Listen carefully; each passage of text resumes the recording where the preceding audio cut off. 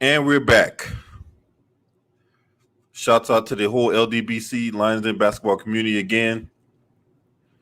We're going to talk more about Tom Thibodeau being the head coach of the New York Knicks. This report came out about an hour ago, as I said in the last stream.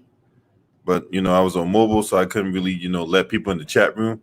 But now I'm about to open up the chat line as soon as we get some people up in the building. And then we're going to talk about this because, man, this is some, a complete contrast to what we saw just earlier this week. So I see 89 TV back up in this motherfucker, yo. You know what I'm saying? Longtime Braves fan, who got their head knocked off by the New York Mets. And more of the same will continue today. Go Hawks, man, you go to hell. Anyway,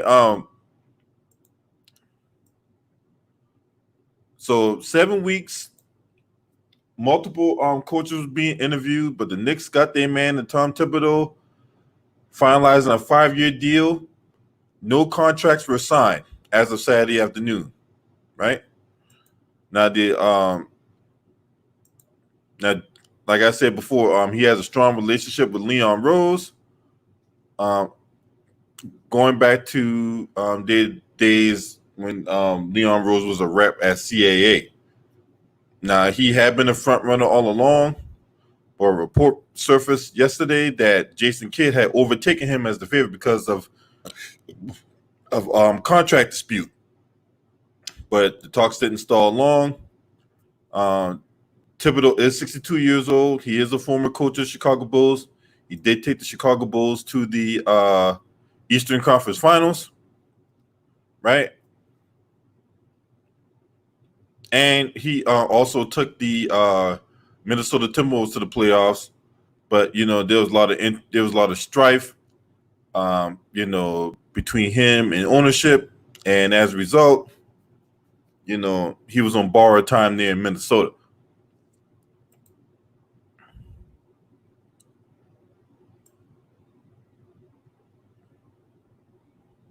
So the Post reported earlier this week that despite his past picking his own staff, will have no problem if the front office helped choose some of his assistants. So that's one change, right? Now, he did win NBA Coach of the Year in 2011. Now, he will become the 13th head coach since Van Gundy left in 2001.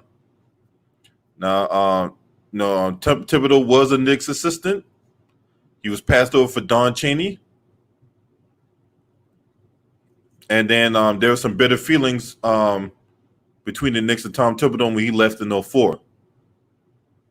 Now, Tom Thibodeau did win an NBA championship with the Boston Celtics as an assistant on the Doc Rivers. So,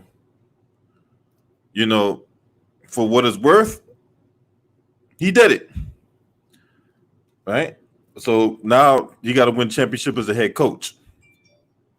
There's going to be a lot of pressure on Tom Thibodeau to get this right out the gate.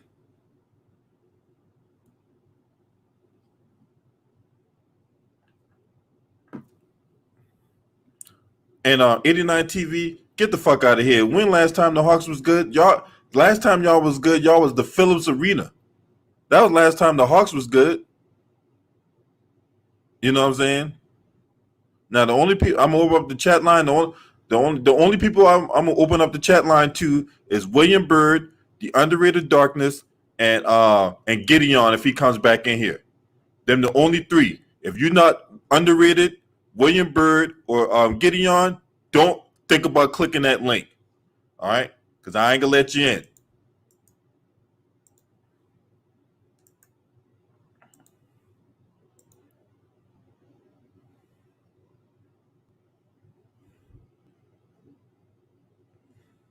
Remember, I only want underrated, William Byrd, and Gideon. If Gideon comes back. What up, fresh boy from Beham? Salute to you. I see Rick the bad boy back up in here, doubling back in this bitch. You know what I'm saying? What up, William Byrd? Yo, LB, salute, my brother. Salute to you, homie. Hey, what you got on this Knicks hire, man? You know what I'm saying? Go ahead, get it out. Man, Tom Thibodeau, man, I got a lot of respect for that man, but I don't know why they had to put him as a head coach. He could have been a assistant or defensive coordinator for the Knicks or something. Huh? Mm-hmm. You know, the head coaching I didn't agree with because you need another coach that's going to get these young kids to play basketball instead of Tom Thibodeau, you know, burning them out. Yeah, that's the question I got, man. You know what I'm saying? I'm like, man, I mean, Mark Jackson was right there for the taking, man. You know what I'm saying? Y'all couldn't go get that dude. LB, I agree with you, man. I wanted Mark Jackson to be the coach too, man, but man, this should look, man. That got egg put all over my face, man. Because I've been pushing, I've been praying, I've been like harping for Mark Jackson to be the coach of the Knicks. Donald, I say either underrated Gideon or William Byrd. You not one of them three. See ya. Oh shit. Nah, I appreciate you though, LB, man. You're a real one. Yeah. I've been pushing for that hire, man. I'm like, and then this the thing. Mark Jackson know how to talk to the media. I don't think Tom Thibodeau know how. Man, I'm telling you, man, that New York media is a fucking beast, dog. What up, underrated? Man, LB, shout out to you. Shout out to William, my brother William, man. You know how I feel, William. You know how I feel, man. Why they be picking these old people, man? You're not picking a coach. Listen, understand. Y'all understand what I'm saying? There are some coaches, right? That you need to get somebody that fit that culture and fit that city. I'm born and raised in New York, man. We need somebody that knows our culture and that know how to deal with the media. New York media is a fucking beast, man. Not telling it and not saying we ain't gonna talk about the fans because the fans is another conversation. You need to get Mark Jackson, get Kenny Smith, and let's fix this shit, man. What the fuck, man? Why you going against the culture, man? This microwave analytics shit get me piss me the fuck. Excuse my life. It's pissing me off. Man, look. Sharp and Reek out in the chat. Man, look, man. That hire, if the Knicks had got Mark Jackson, man, to me, would have brought instant credibility back to the Knicks. Wouldn't y'all agree? I agree. Immediately. It would have brought instant credibility back to the Knicks, considering that he played there. You know, he was beloved. I'm pretty sure he's still loved there. Yeah, he's still loved. And it would have brought a sense of credibility and respect back to the Knicks. Because they desperately needed that. You know what I'm saying? And it fit the New York culture. People want to talk about coaches. You don't understand what I'm saying? Like it's something like something. He fit the New York culture, man. He played ball at Brooklyn. He played ball St. John's. Then he went to the Knicks, and he know how to deal with He know how to deal with the media. You need somebody that know how to deal with the media, so the media has respectability. Tom Thibodeau do not have respectability for the media. Along the way, he haven't. Why are you getting him? Why are you getting him? For what? I don't know, bro. Because he's a CAA client, and that's Leon Rose, man. I thank you, William. I knew the answer. I just want to hear. I'm sorry, William. Forgive me. I'm just. No, you go good, underrated, man. You speaking facts, man. I don't give a fuck no CCA. I don't give a fuck about that. We need somebody that fit the culture to get this shit done, man. Fuck that, man. You Tom Thibodeau and then Tom Thibodeau. Oh yeah, then you gotta put some perks in there that y'all gotta pick. That y'all gotta pick assistant coaches. That's a red flag to me. Yep. He should learn his own mistakes. That's a red flag to me. He probably don't. No, man. I'm saying if you want to go one day better, I know people might not like it. Yo, if you want to go one day better, get Mark Jackson and Mike Wilson. Make them as your top assistants. Fuck that. You gotta do it right. Fuck it. Hey, one name that been throwing out for an assistant coach, although it was Mike Woodson. His name was thrown out there. Now he gonna be an assistant coach. I think he a CAA client also. Yeah, that's right. I forgot. He's right. You're right. Yeah. Yeah. And that probably is a package deal. You're right, Wayne. That probably going to be a package deal. Yeah. Now, no thanks to the Knicks. Oh shit! That's the person I've been waiting on to hear from. Who? The person I've been waiting to hear from. What up, Gideon? Sup, guys? How you doing? Going on, man? Hey, tell me what you think. It's a decent move. It's not the greatest move, but it's a decent move. I mean, Thibodeau does help with our defense. You know, he's going to help us with our defense. The question is, can Thibodeau not run players to the ground? You know what I mean? Like, for example, Derrick Rose. D Rose was balling in the 2011 season, winning the MVP, and then he was balling in the playoffs that year, despite Chicago lost to Miami. Then in the conference final. Then in 2012, the Bulls had the best record in the East. All right, D Rose had another good season, and then we all know what happened in Game 1 against Philadelphia when he got hurt, and then the Sixers upset the Bulls in 6 games. If the Bulls were fully healthy that year, maybe they would have gone to the conference final. Maybe. I don't know. I don't know if they would beat the Heat. I don't know. But they would have at least gone deep, probably. And then, I mean, Thibodeau is a good coach. It's just that the problem I have with Thibodeau is that he needs to stop putting too much minutes onto players. You know what I mean? And needs to use his talent. Like, look what happened to the Timberwolves. I know the Wolves made the playoffs in 2018, but remember, Minnesota was a top 3 seed when Butler was healthy. Then he got hurt, and then they dropped all the way to the 8th seed and had to, you know, compete in a play-in game versus the Nuggets to see if they'll make the playoffs or not. You know what I mean? And then the following year with Thibodeau, last year, the Wolves were virtually the same roster, other than lose like Derrick Rose and other pieces. They just underachieved. So it's an okay move because he helps us with our defense, but he's not an offensive coach. So I don't know. No. Hell no. Hell Now, no. me personally, I'm telling you right now, Gideon, I did not like this hire. And before you came in, I was telling William Bird, I was telling Underrated that I was pushing for Mark Jackson to be the head coach, right? Here. Because you know, like I told them, he would have brought instant credibility back to the Knicks. Mm-hmm. You know, because we've seen Mark Jackson take shitty ass teams and make them great again. Exactly. We saw what he did to the Warriors. Like Golden State was a mediocre franchise, and then you know when Mark Jackson helped Clay, Curry, Draymond, Barnes, Bogut improve, and then they won 47 games in 2013, upset Denver in the first round 6. And then they almost beat San Antonio the second round. People forget about that. They took them 6 games. They almost beat San Antonio. And then the following year, Golden State won 51 games, and they pushed the Clippers to 7, but it didn't have Bogut in that series. Maybe Bogut was healthy. Maybe they would have beat the Clippers. Mark Jackson knows how to develop players and put them in the right position to win. Thibodeau is not a terrible coach, but Thibodeau, to me, he just doesn't put his right players to succeed all the time. You know what I mean? Right. That's what I say. Man, I mean, I'm like, the NBA out here recycling head coaches, man. You know what I'm saying? This is third gig, right? You know, you had Luke Walton that got fired from the Lakers.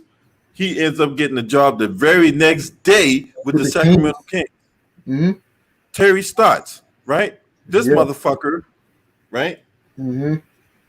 You know, this bastard, he goes on. First, he was hired by Atlanta, and then Atlanta shit cans him. Then he goes to Milwaukee, and Milwaukee shit cans him. Then this is third gig with the Portland Trailblazers. I think the Trailblazers went in spite of him and not because of him. You do have a point, man. It was more of the CJ McCollum show against Denver in the conference final. In the first round, it was Dame. In the second round, it was CJ, and Rodney Hood contributed, and Ennis Cantor contributed. But the conference final against a banged-up Golden State team showed to me why Terry Stotts is not a great coach to me. He's not. Like, if you put Mark Jackson on the Blazers, they probably could have beat the Warriors last year. Hey, Donald Woods, if you still in here, you come back in, man. You know what I'm saying? I wanted to get these three guys' idea. I wanted to get these three guys' thoughts about I want to talk to these individuals first. But I'm opening up the line now, you know what I'm saying? So if you want to come in and give your thoughts, go right ahead. What up, Mr. Big Chess? What's up, guys? How y'all doing? Good, All right. good. Hey, what you think about What this up, hire Mr. with Big the Chess? Knicks? It is what it is. I won't believe anything the Knicks will do until I see it. But honestly, if I was like the GM, I would have hired Mark Jackson, in my opinion. Much better coach, better at developing players. Not that Coach Tibbs is a bad coach; he's a good coach. It's just with Mark Jack, it's just like his developmental style. It's not what I per se, it's not what I perceive as personable. Like, he doesn't relate to the players like a person like Mark Jackson does. Like Mark Jackson, he coached, but he coached Steph, he coached Clay, and he coached Draymond differently. They had the same format, but each was coached and developed differently. And that's what I think is missing. Knicks have a lot of young players, and they just need somebody to just show them the right way. Now, Mhm. go ahead. Go ahead. Oh shit! My motherfucking man, this bitch, Too Raw for TV. Make sure y'all go subscribe to Too Raw for TV, man. Hey, Too Raw, that was a funny ass video you did the other day, bro. About Joe Biden. Oh yeah. That video was funnier than a bitch, dog. If y'all ain't see that video yet, go check that shit out, man. That thing was hilarious. Hey, T. Raw, hey, what you think about the Knicks hiring Tom Thibodeau? I mean, he's not the answer, man. The answer to me, the answer is getting rid of Dolan. Other than outside of this coaching, because he's the guy that I think is perceived as toxic, and he's the one that's driving players away from we want to play for the franchise. But as a coaching hire, it's like a C minus maybe. He's a decent defensive coach, but he's not the type of coach to me that's part of a rebuilding program.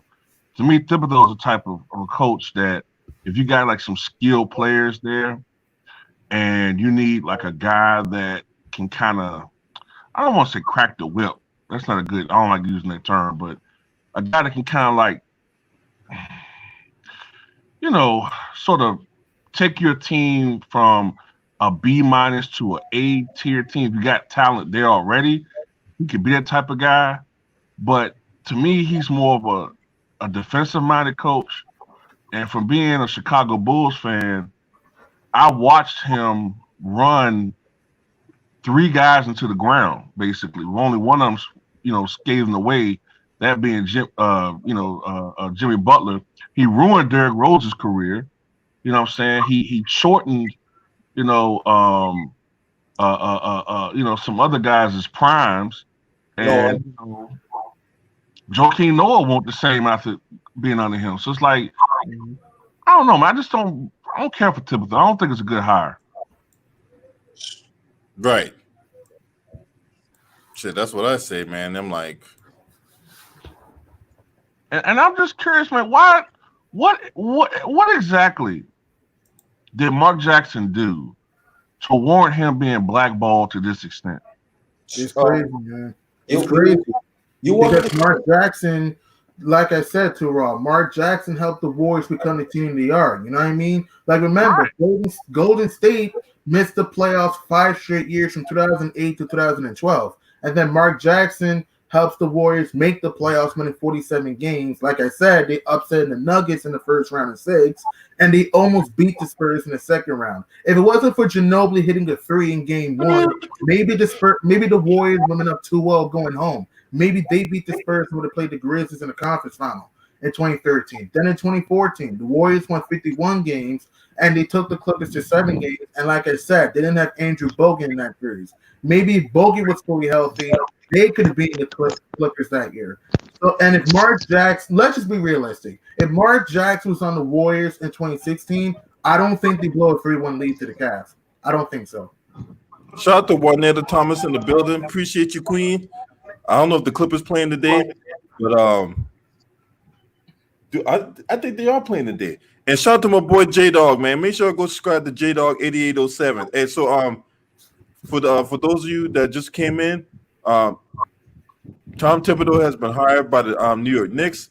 There's a 5-year deal on the table, and so he's going. This is third gig. Hopefully, third time's a charm. But you know, I do have questions. So outside of Tom Thibodeau and the coaching hire, whatever like that, what questions you have about the roster? I'm gonna start with William Bird. William, still there? Yeah, I'm still here.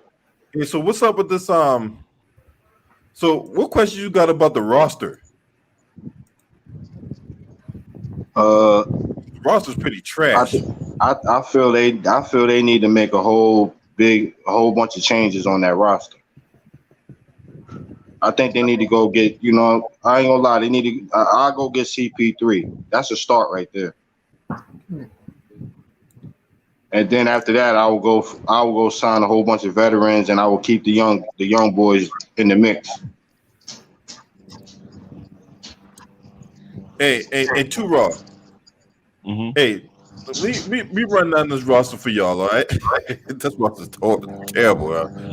Bobby Portis. Oh boy. Kevin Knox. Julius Randle. Taj Gibson. Remember Taj Gibson was bad in Kobe Bryant one year? Oh yeah, that I remember that year. Yeah, man, they got Taj Gibson bad and Kobe Bryant back in 2015. Ain't that man? Anyway, so Mitchell Robinson, No. Frank Ntilikina, Frank Ntilikina. Ntilikina. Shit, say that shit 3 times fast. R.J. Barrett, Nice. Damian Johnson, Alfred Payton, looking like Sideshow Bob off The Simpsons. He cut that motherfucking shit off his head. Now it just looked like a fucking a dirty microphone. Wayne Ellington, Oh Dennis God, Jr., really? Reggie Bullock, Maurice Harkless, Ignas Brzezikis, Theo Pinson, and they got 2 guys on a 2-way deal: Kenny Wooten and Jared Harper. No relation to Jared Dudley, but So, to Williams' point, this roster need to be exploded with tannerite. You know what I'm saying? For real, they need to take some fucking tannerite. You stand up like 300-400 yards away, shoot your rifle, and blow that motherfucker. The kingdom come. Yeah. True. So okay, you got anything else to add, William Bird, about that this garbage ass roster?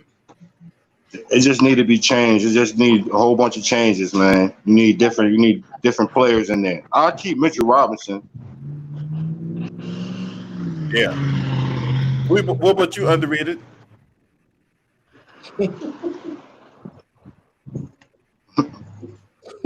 Oh my God, I don't know what to say. Well, I think along William, this is fuck. Let me get this out the way.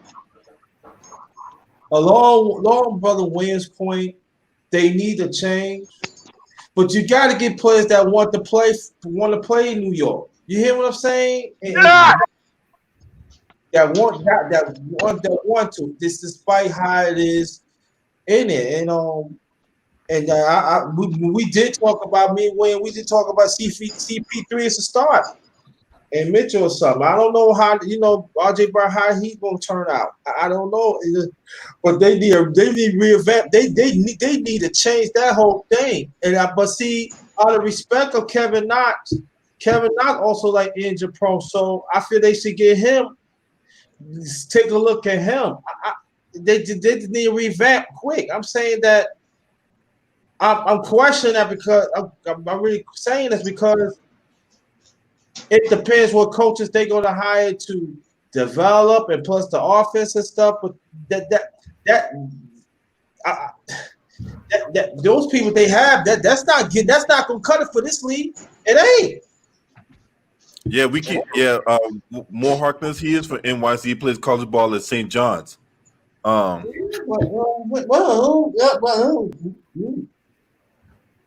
you bring him off the bench and a role player. What's up with you, Gideon? What do you think about this trash roster? Yeah, I agree with you guys. We got to revamp our team. It's like we need veterans on our group. We have too many young guys. We need some veterans who are willing to put their heart and soul into New York. We just don't have that right now. A CP3 would help us though, because look what CP3's done for OKC so far. He's bringing the best out of Shea Gilgeous-Alexander, Gallinari, Steven Adams. Dennis Schroeder's bowled out this year, so CP3's done a great job with the Thunder, and you saw what he did to the Rockets in 2018 until he got hurt. I do think if he was healthy that series, I think he would have beat the Warriors.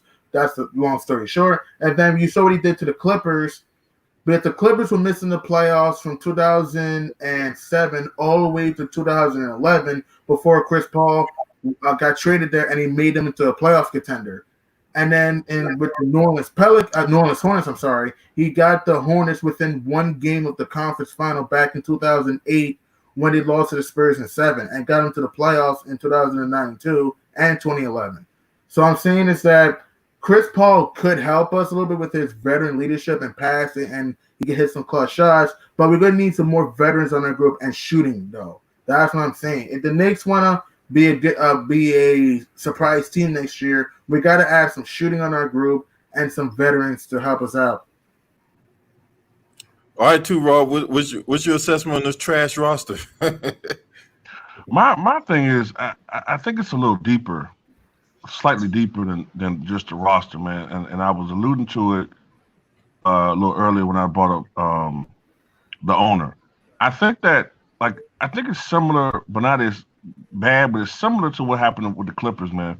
I think like when they got rid of Sterling, who for decades had that losing culture. Nobody wanted to play for the guy. When you don't want to play for a guy, you don't really play hard. You want to just get the fuck out of the city. You know what I'm saying? Go to another team. I really wish that James Dolan would sell that damn team, man. Same here, man. You saw with Kevin Durant, as you saw with other players, they don't want to play with him. A lot of guys don't even want to play for that franchise organization. I think if the NBA could pressure him, I don't know if it can be done because he really haven't done anything, I guess, to warrant it. But if he could just be pressured to leave that, to sell that team to somebody that, you know what I'm saying, that is more in tune with the players and more player friendly and more, you know what I'm saying, a type of owner that can steer an organization that would appeal to the younger players of the day and revitalize the city and make it again the Mecca of basketball. The New York is the Mecca. New York is the city that Jordan used to want to go and play and have those brilliant performances. New York was the city where visiting teams would say, "Oh man, I have to play my A game here." New York was a city where a bad season was not, barely missing the playoffs, not only winning 17 fucking games. So to me, it starts from Dolan. They need to get rid of him. And as far as the roster is concerned, you know what I'm saying, they can get rid of him and get a new owner and get some other, general managers there that know what the fuck they're doing, and then get a decent head coach. As far as the team is concerned, it'll allay itself. I think they do need some veterans. They got some bad players in there right now, some guys that, are up and down, but they got too many young guys. They do need a veteran. I agree with the Pounds assessment that they probably need like a CP3 or somebody like that, a mentor. They need some veterans and some mentor players in there. And I think they need some type of big free agent in the next couple of years to help revitalize this franchise. And maybe in the future, they can once again be one of the better franchises in the league. That's all I got to say. I agree, man. Hey, Raw, you want to hear this? Ever since Dolan's been on the Knicks, we have only made the playoffs 6 times under him. 2000. Exactly. 2000. 2001, 2004, 2011, 2012, and 2013. Oh, and in 2013, we won 54 games that season. That was the last season the Knicks Yeah, he's horrible. had a winning record, and that was the last year and they made the playoffs because they ended up firing Mike Woodson the next year when the Knicks stumbled out the gate, and they had I think it was D'Antoni. I think D'Antoni was an assistant during that time. No, D'Antoni was our head coach from Mike Woodson came after D'Antoni. That's Yeah. what it is. Mike Woodson was the assistant under D'Antoni. Mhm. Yeah, Mike Woodson came under. Yeah, so there was a Derek Fisher. Yes, Derek Fisher came in the 2014-15 year. Awful. He was awful. Terrible move. Facts. He was terrible. Terrible move. We only won 17 games that season. You know how bad the Knicks were that season? The Knicks were so bad in the 2015 year. No networks want to show the Knicks. ESPN, TNT, ABC, hell, NBTV flexed our games from the schedule. That's how bad the Knicks were that year. Yeah, I remember. Yeah. Y'all got booted from Christmas schedule. I think there was a couple Was it games bad showing up wearing paper bags? No, we played on Christmas. We lost to the Wizards. Oh yeah, that's right.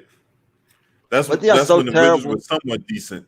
All right, G Corey, what you got on this roster, man? Man, the Knicks roster. First of all, James Dolan needs to go. He needs to get the fuck up out of here. I'm sorry. He's terrible. Like, he's horrible. Like, I think they should go get a CP3. And if the Lakers don't win, you can possibly go after Anthony Davis because he is a free agent this year. Yeah, unlikely that's going to happen considering he's a clutch sports guy. So unlikely you're going to land Anthony Davis. True that, but I feel like Anthony Davis ain't gonna go to no small market. He probably need to go like to a big market team like LA, New York, or something like that. Now I can see him going to Chicago. I can see him going there. I can because he's from Chicago. So yeah, I can see him going there. But yeah, I think they need a new coach. They need everything, man. The Knicks just been terrible. And I feel sorry for them New Yorkers. So what do you think about Tom Thibodeau being hired as the Knicks head coach? How the hell does he keep getting jobs is my explanation. Not that he's not a bad coach. For me, he just run his players to the ground. It's like I don't want to interrupt you, but I was like, it's like a country club with those coaches, man. You know what I'm saying? It's like a good old boy system. Yep. Crony network.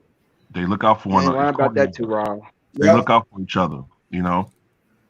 One of them lose a job, and you know, and you know the forces to be. But I don't even think Tom Thibodeau would have been the right coach for the Knicks. I think like Mark Jackson or somebody would have been the right coach for the Knicks. Yeah. It seemed like we all in agreement that Mark Jackson should have been the head guy in New York. Now that opens the door for Mark Jackson to become the head coach of the Brooklyn Nets, right? Fact. Now, KD said he wanted him. Yeah, I was getting to that. KD said he wanted him. Now Kyrie Irving said he wanted Ty Lue, but I don't know how that dynamic gonna play out. It's pretty understandable why Kyrie Irving would want Ty Lue the head coach, considering they won a championship together in Cleveland. And so that's interesting right there. But rest assured, Jacques Vaughn will not be the head coach moving forward. Okay. Look, I didn't like him when he was the head coach of Orlando. All right, he's not more than in his head, in his own alternative universe, Jacques Vaughn will be the permanent head coach of the Brooklyn Nets. Reality, though, they're gonna look for a new head coach, and Mark Jackson. That's a job for Mark Jackson to lose, man. That job is there for the taking, whatever like that. So if Mark Jackson becomes the head coach of the Brooklyn Nets, and he wins the championship with them, Raw, I'm gonna ask you, what does that do to the credibility of one guy named Steve Kerr? Oh man, it'll show that he's a fraud. You know, as we all kind of know anyway.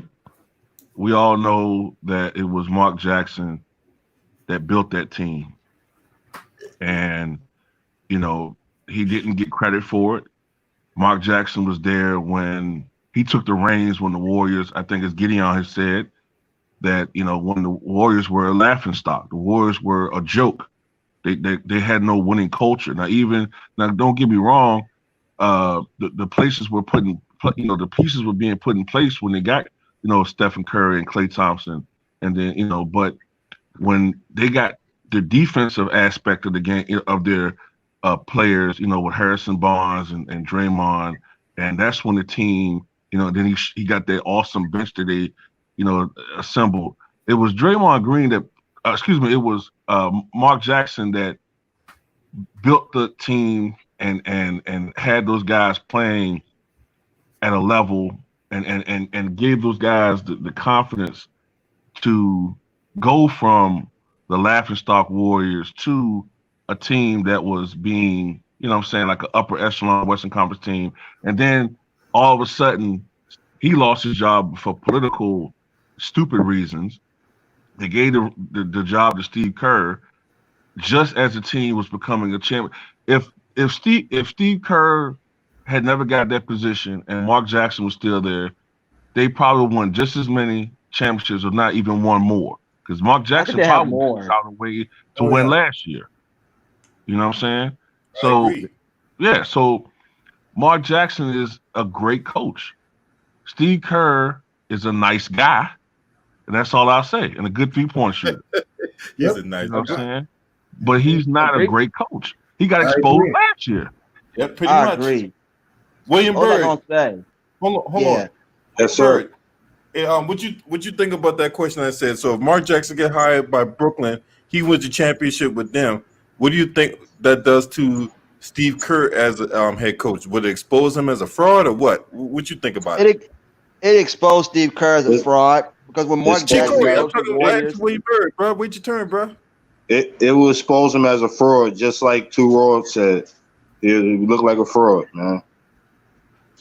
Mark Jackson's a great head coach, man. He a preacher. Everybody listens to that man. Yeah. And KD been wanting Mark Jackson. That's why he wanted Mark Jackson to get hired by the Knicks. He would have went to the Knicks if they hired Mark Jackson, but they ended up hiring Fizdale. That's why he didn't go to the Knicks. Yeah, Fizdale was a horrible hire, man. That was a really bad hire, man. I'm telling you. Underrated. What you think about what you think? What's your thoughts?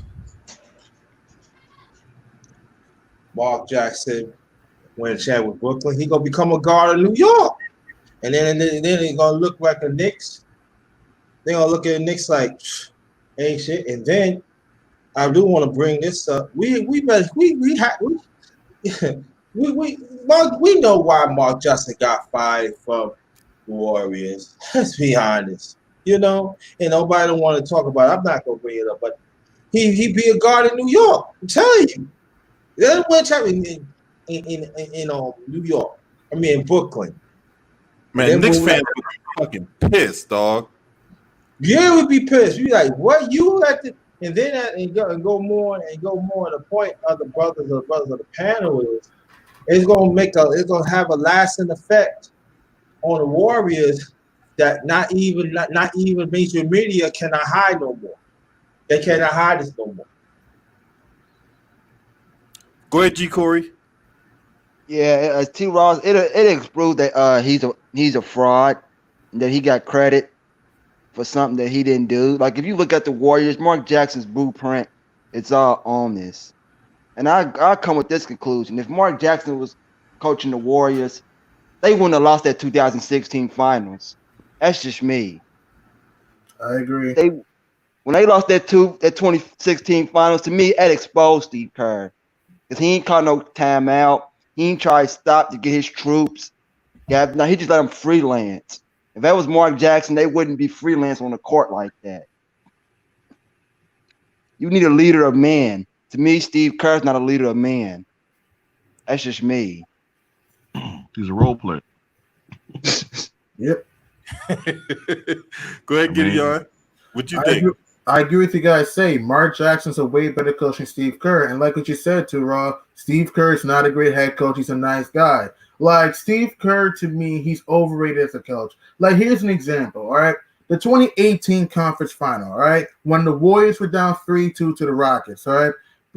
when Steve Kerr said the reason why we went 7 games, we didn't have Andre Iguodala, I want to lose my mind. All right, listen, Iggy is a good defender, and he did win a Finals MVP, but that happened because Cleveland went 6 games with them. And let me tell you something. You're telling me with Kevin Durant, Steph Curry, Klay Thompson, Draymond Green, David West, Swaggy P, Sean Livingston, you can't beat the Rockets in 5 or 6 games, so you needed old Iggy to win that series? That showed to be that Steve Kerr is not a great coach. Even in 2016, like what you said, G. Corey, his team was up 3-1 on Cleveland, had 2 home games to win the series, and end up choking that series. And then even in 2019, people forget, the Warriors won 6 games against the Clippers, though. And the Clippers won twice on the road. And they almost took them to a game 7, but KD had to drop 50 for them to win game 6. And then even in the Raptors series, listen, I understand the Warriors had injuries, but don't forget, the Raptors had injuries too. Kawhi was not 100%, Lowry was not 100%, Spicy P was not 100%, OG Anunoby, their perimeter defender, did not play in this series. Gasol had injuries, etc., and etc. And again, I'm not giving Steve Kerr a pass for last year, all right? Because even when Durant was healthy, you needed 6 games to beat the LA Clippers in the first round. And even without KD, people had Golden State beating Toronto anyway. And with Klay Thompson, you lost game 1. You blew a double-digit lead in game 4. You should have lost game 5, but Nick Nurse got a dumbass timeout when his team's up 6 with the basketball. And then game 6, I understand it's sad that Klay got hurt, but it was only like a 3-point game when he got hurt. We don't know what would have happened the rest of that game. And if the Warriors would have won game 6, we don't know what would have happened in Toronto in the game 7. If Mark Jackson was on the Warriors the past few years, they would have won championships because he would have told his team to calm down and play into the system. Steve Kerr, to me, Steve Kerr just allows Curry to do whatever he wants and Klay, and he's won 3 titles, but let's be honest, in 2015, if Kyrie and Love were healthy, we can all agree the Cavs were going to win that series. And then 2017, the Spurs were up 25 in the first game without Tony Parker, right?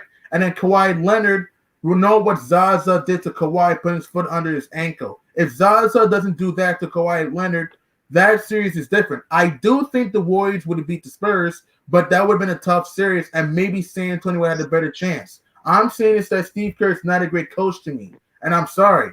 He's not a great coach to me. He doesn't make adjustments at times, and he makes too many excuses when he loses. Like the 2018 thing. Again, I know Iggy is an important piece to have, but the Warriors without Iguodala is still a way better team than any other team in the NBA that year. So I did not want to hear that excuse, we didn't have Iguodala. I don't want to hear that because without Iguodala, the Warriors will still be favored. The Rockets, and people don't mention this, the Rockets lost Luc Mbah a Moute. He was one of their best perimeter defenders on the team, and people ignore that. So the Rockets lost Chris Paul, who was their floor general, and the defender Luc Mbah a Moute, who was balling that year for the Rockets when they won 65 games that season. So I'm saying is that I didn't want to hear that excuse because you had enough talent to win that series in 5 or 6 anyway.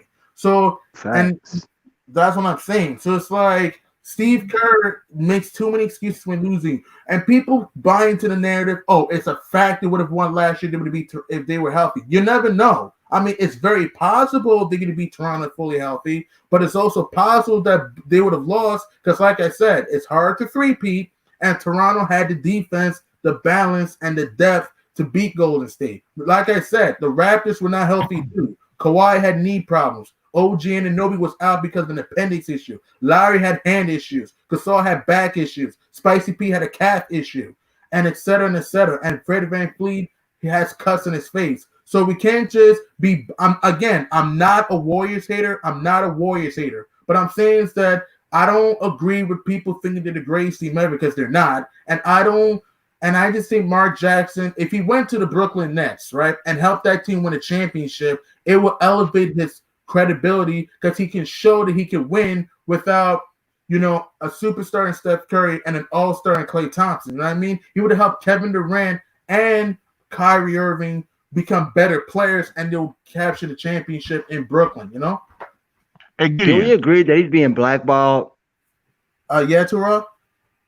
Can we agree he is that Mark Jackson's being He blackballed? is being blackballed. That's why I was getting a question right quick about Fred VanVleet. I'm trying to remember. Maybe I'm having false memories, but wasn't he struggling for a lot of that title series until Yeah, like he the last was. game because his wife was expecting or something? Yeah, he was. Baby, yeah.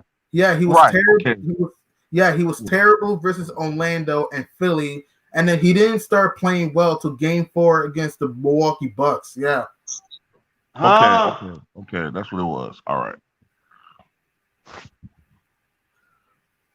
And like I said, Steve Kerr just makes too many excuses. Like I said, the moment he said, "Oh, we would have won the series in 5 with Iggy," I want to lose my mind. It's like, dude, you have Kevin Durant, Steph Curry, Klay Thompson, Draymond Green, David West, Swaggy P, Sean Livingston, Kevon Looney, Quinn Cook, and you had enough to win that series in 5. I remember a play in Game 5. Here's what I thought. When the Warriors were down by 1 down stretch in Game 5 against the Rockets, the game when Chris Paul got hurt. Why was Quinn Cook in the game in that moment? It should have been Nick Young, you know what I mean? Because Nick Young is more of a veteran than Quinn Cook, remember? Yeah, Quinn Cook. Yeah, that motherfucker need to be allergic to a basketball court, man. Like as soon as he touched the court, touched the basketball, he should be breaking out in hives and his lips should be swelling up and shit. Yeah. I didn't get that play. And first of all, the Warriors only done by 1. They didn't need a 3 in that moment, though, against the Rockets. They didn't need a 3. You should have put Swaggy P in the game. You know what I mean? Right. Yeah, I agree. I mean, it's the. I always kind of equate Steve Kerr a little bit to like Billy Cunningham with the Sixers. You know what I'm saying? Even though Billy Cunningham was a far better player than Kerr. Billy Cunningham was not a great coach, but he had Definitely not. No, he wasn't a great coach at all. But he had Dr. J, Moses Malone, Andrew Toney, Mo Cheeks. You know what I'm saying? Cheeks, He had Mo Cheeks, Bobby Jones. He had a great team early on. World Be Free, Daryl Dawkins. You know what I'm saying? He had a George McGinnis. He had a great team around him. Yeah, that team was stacked. Yes, it was stacked. It was one of the most stacked teams of all time, but they underachieved largely because of the fact that he often got outcoached in those series. Billy Cunningham, whether it was by Pat Riley. Boston? Yeah, whether it was Pat Riley or Bill Fitch or later on Casey Jones or whoever. You know what I'm saying? He always got outcoached. That's why Julius Erving only got 1 damn ring. Fact. He should have more than 1 ring for real. I mean, to be honest with you, come playoff time, just the two Raw's point. Come playoff time, man, you know what I'm saying? Coaching is a big aspect. A lot of people don't understand. I agree. How big coaching is. If you want any evidence as to how a team with better players can lose a series, look no further than a couple years ago when the Philadelphia 76ers played the Boston Celtics, right? Oh, yeah. I remember that. Right? Yeah. Boston had no business winning that series, right? Mm-hmm. To me, in my opinion. The year Boston went to the conference finals, lost in 7 to the Cleveland Cavaliers, I felt that was Philadelphia's time to make their ascent, right? Mm-hmm. But if y'all follow my channel, right, what one person who I always had the biggest issues with outside of Terry Stotts, it's been Brett Brown. Yeah, he's terrible. I'm gonna take you to a play, right? Mm-hmm. I'm gonna take you to a specific play, right? This was it was late in the game. I think we were in overtime now, in the first overtime, either first or second overtime. But I know it was really late in the game, right? Boston called the timeout. They drew up a play. Basically, what happened was you had Al Horford at the they got it to where Al Horford was matched up with Robert Covington in the paint. That was game 3. That was game 3. I didn't get that play. I'm like, what are you doing with Brett Brown? Al Horford is too strong for Robert Covington. But don't forget, get this to Gideon. Joel Embiid was at the 3-point line. Like, what the fuck are you doing at the 3-point line? I didn't get that. But don't forget, too, Philadelphia choked a lot of late leads in that series. In game 2, they were up by 22 in that game and blown that game. They blew a 22-point lead and lost. In game 2, in game 3, they were up by 4 points under a minute to go with the basketball. And somehow turnovers, lack of transition defense cost them a chance to win. That was a bad loss in game 3. In game 5, you have a 5-point lead with a minute to go and you can't win that game. If you really think about it, the Sixers should have won the series in 5, if you think about it. Yeah. And they had nobody down there that could contain Joel Embiid. Nobody. Joel Embiid want to shoot jump shots. He don't want to go in the post. Even Shaq told him to go in the post. I didn't get that. Joel Embiid needs to get his ass in the low post and in the block. And don't forget, Ben Simmons had 1 point in game 2. Remember that? Yeah, he only had 1 point. Yeah, he sure did. Sure did. Was man, look. And too raw. Juanetta Thomas got a question for you, right? And no, it is not. What's your phone number? It is which old school point guard should get head coaching jobs in the NBA? I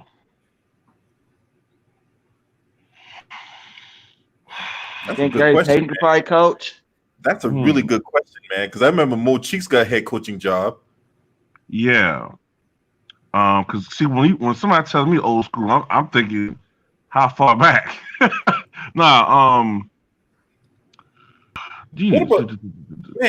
about Terry Porter? I don't think Terry Porter ever got a head coaching gig. I don't think so. Terry Porter was nice, and Terry Porter was nice. Never did. I thought he did get a head coaching job, or was it just assistant? I thought he was an assistant. Let me look it up. Assistant. It was just assistant.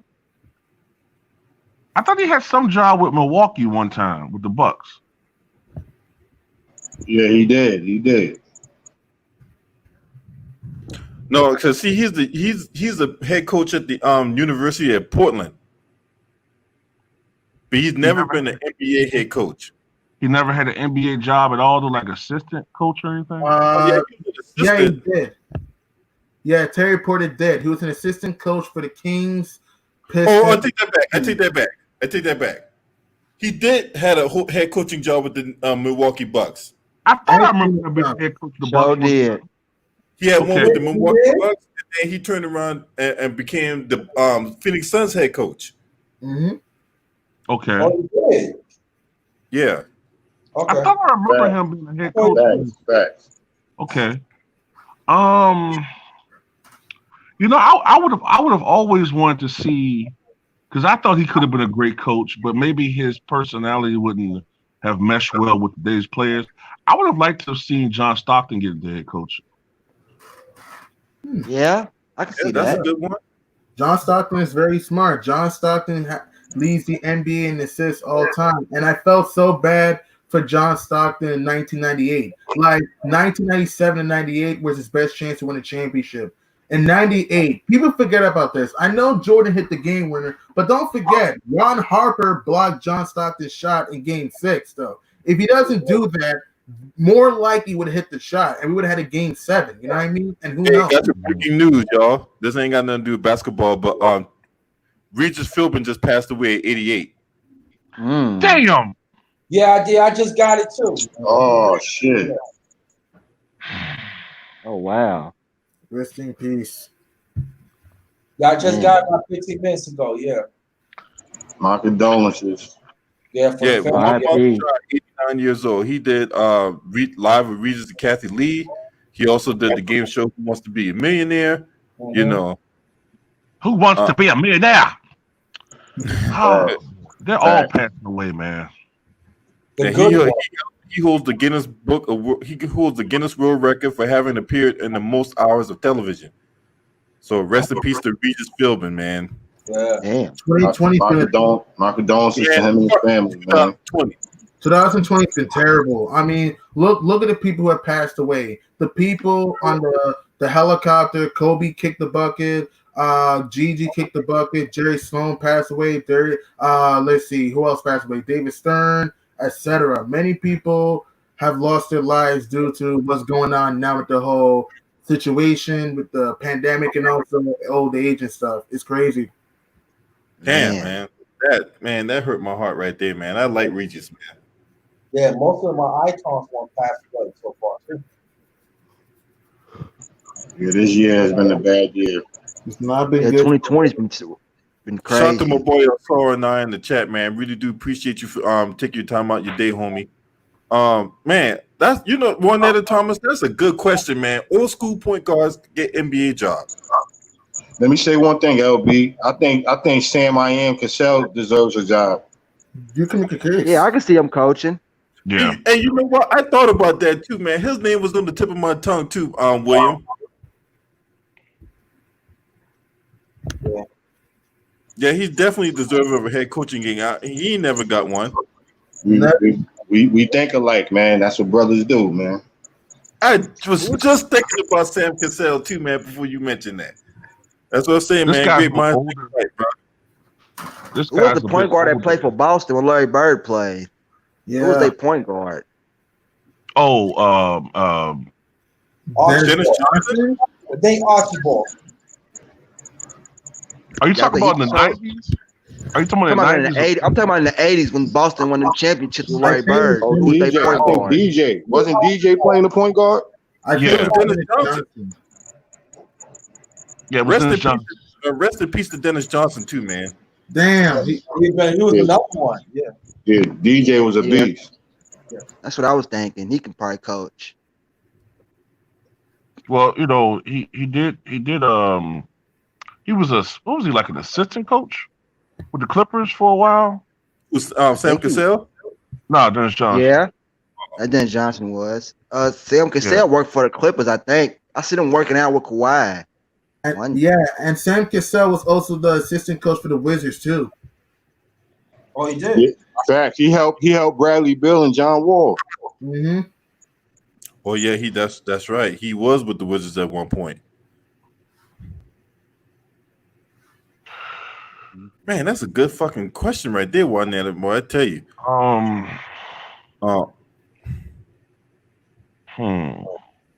I'm What trying about Ron to Harper? Phillips.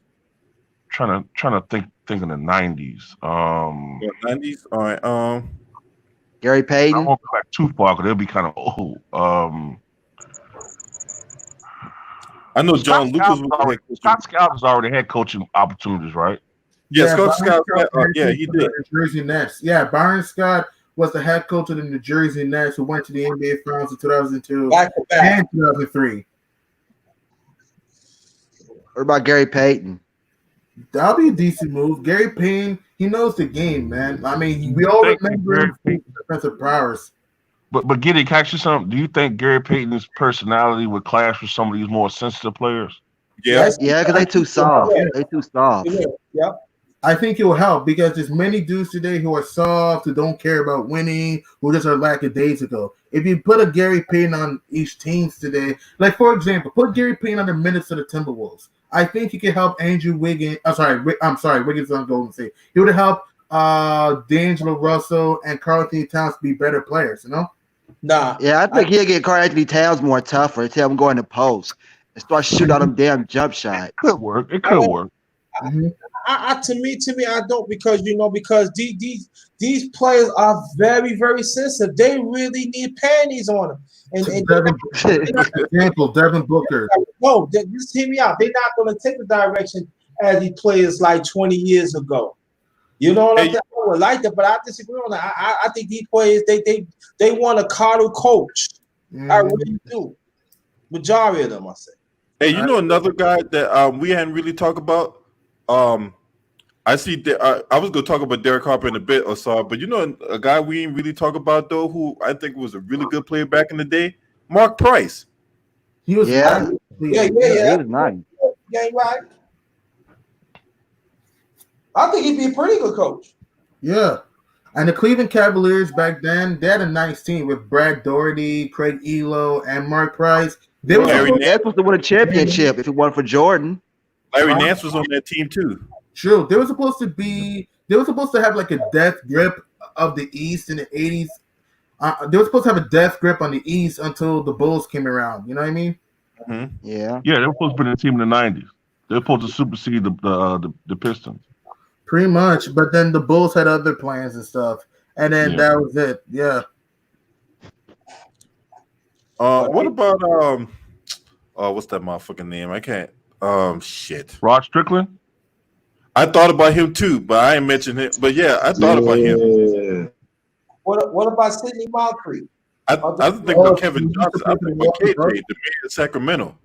Yeah. I don't think of Sidney as a point guard though. I always thought of him as a shooting guard. But What about Ron Harper? He knows the game though. That's what I would say. I said that part. Yeah, Sidney, yeah. What about Ron Harper? Ron Harper's will be decent. Ron Harper did help my Knicks, make the '94 finals. He was a good 3-point shooter. He was tough, good defense. Yeah. He was old though. True. But he was that first year he gave us all that first year when he was with the Knicks. That was basically the end of his prime right there. Mm-hmm. Yeah. Now, if you were seeing back in the days when the Dallas Mavericks in the mid '80s, if you would have seen that team, he would never Brown drugs ain't what telling because they always was pushing the Lakers. They just could not finish the Lakers off though. Derek Harper the '80s with the Mavericks. Oh yeah, he was decent. He was big. That was nice. Yeah, he was great then. Mm-hmm. Yeah, it was him, Sam Perkins, and Mark McGuire. Yeah. And James Donaldson. James Donaldson, yeah. Oh yeah, that Dallas Mavericks team was nice. Salute Stephen Brown in the building. Yeah, man, that team was nice though, man. They I remember in the '80s, they were a perennial playoff team, and they would but they would run to that buzzsaw in the Los Angeles Lakers, boy. They deep in the playoffs, but they always lose to the Lakers. But anybody never see Ron Topley, this man, because he could do it all, both sides of the court. I'm like, God, it's like, what else he can't do? Sure. I just want to. I'm sorry for interrupting. I just want to ask you this question: do you think some people say Durant joined the super team at Golden State, which I disagree with? Do you think the Warriors were a super team before KD? I don't. No, because it was all drafted. No, because all those guys was drafted. The difference between the LeBron dynamic and the Golden State dynamic, right? Mm-hmm. All those guys were drafted, right? Curry was drafted. Klay Thompson came later, and then Draymond Green. They didn't become free agents, and then went to one team. Exactly, and the Warriors only had one superstar in Steph Curry, an all-star in Klay Thompson, and at the time, Defensive Player of the Year in Draymond Green. Listen, I know the Warriors won 73 games, but just because you win a regular season amount of games does not make you a super team. You know what I mean? Like, for example, all right, let's say the Milwaukee Bucks had went 74-8 this year. Are they a super team? No. That's what I'm saying. So we can't just say, oh, the 73-9 Warriors were a super team. That's not a smart opinion because they were not a super team. Because remember, it was virtually the same roster that won the title in 2015, though. You know what I mean? Right. And remember Gideon in 2000 and what was it, 7? I think it was. I think it was they got their whole bench to get Kevin Durant. When the Mavericks won 67 games. Yeah. But outside of Nowitzki, that roster was pretty mediocre. Yeah, that wasn't a super team. You know what I'm saying? So yeah. That was not a super team. They ended up losing, ironically, the Warriors in 6 games. Weird, huh?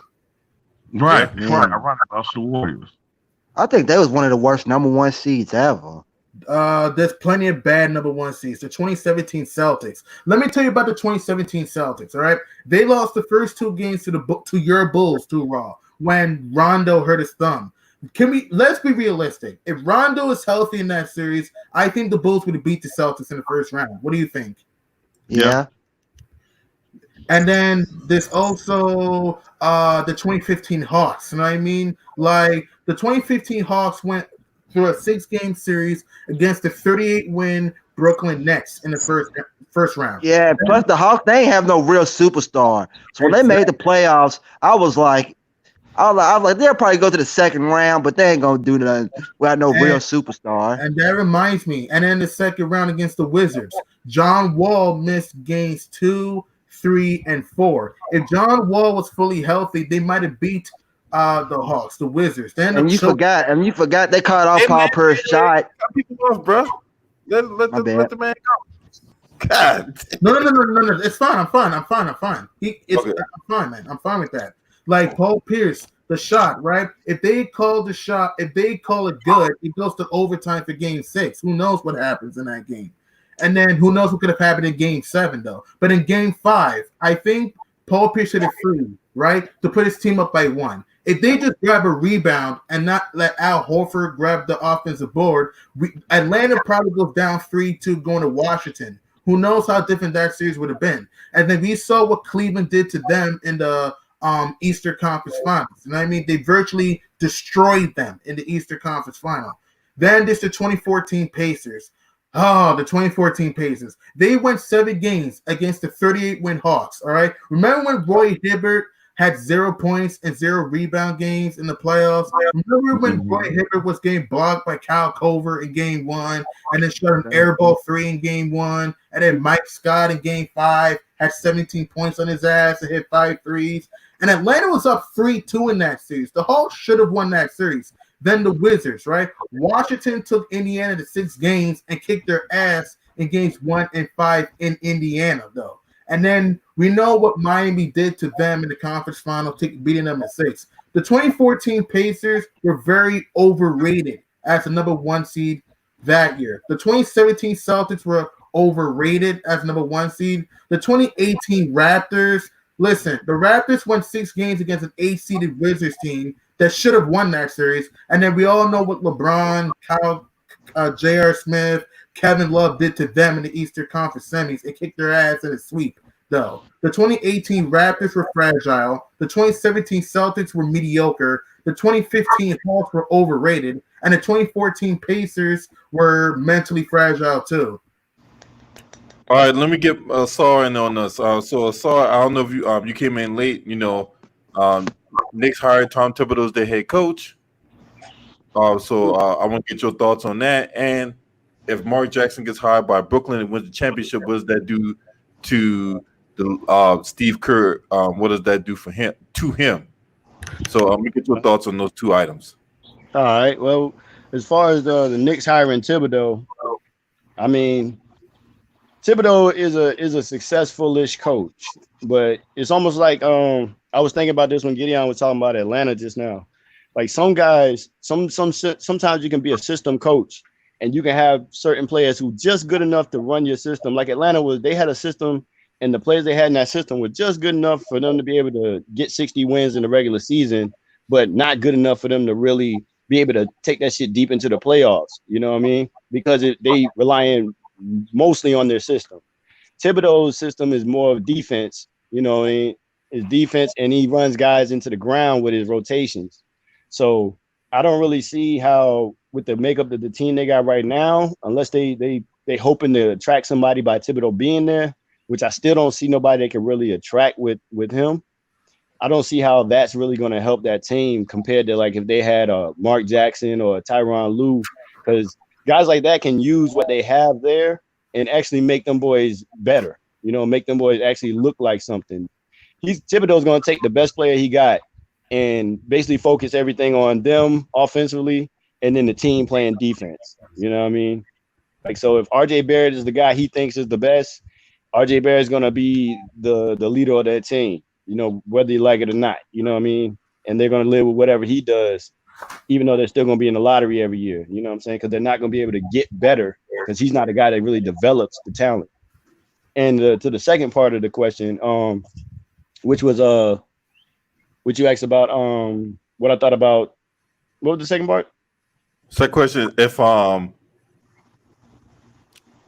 Mark Jackson got hired, as the coach, what would that do? What would that do to Steve Kerr's reputation?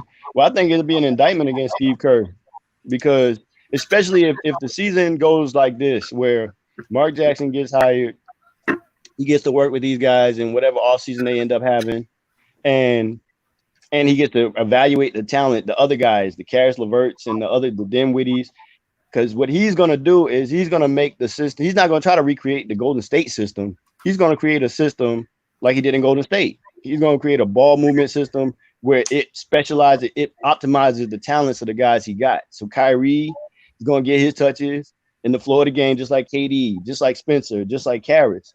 That's one of the, to me, that would be a great indictment on Steve Kerr and what he's actually doing, what he actually did over there in Golden State, because of the fact that this will be, if Mark Jackson does this will be the second time he'll take a team that he's just given whatever he's given, even though this time he's given a lot better toys, you know what I'm saying?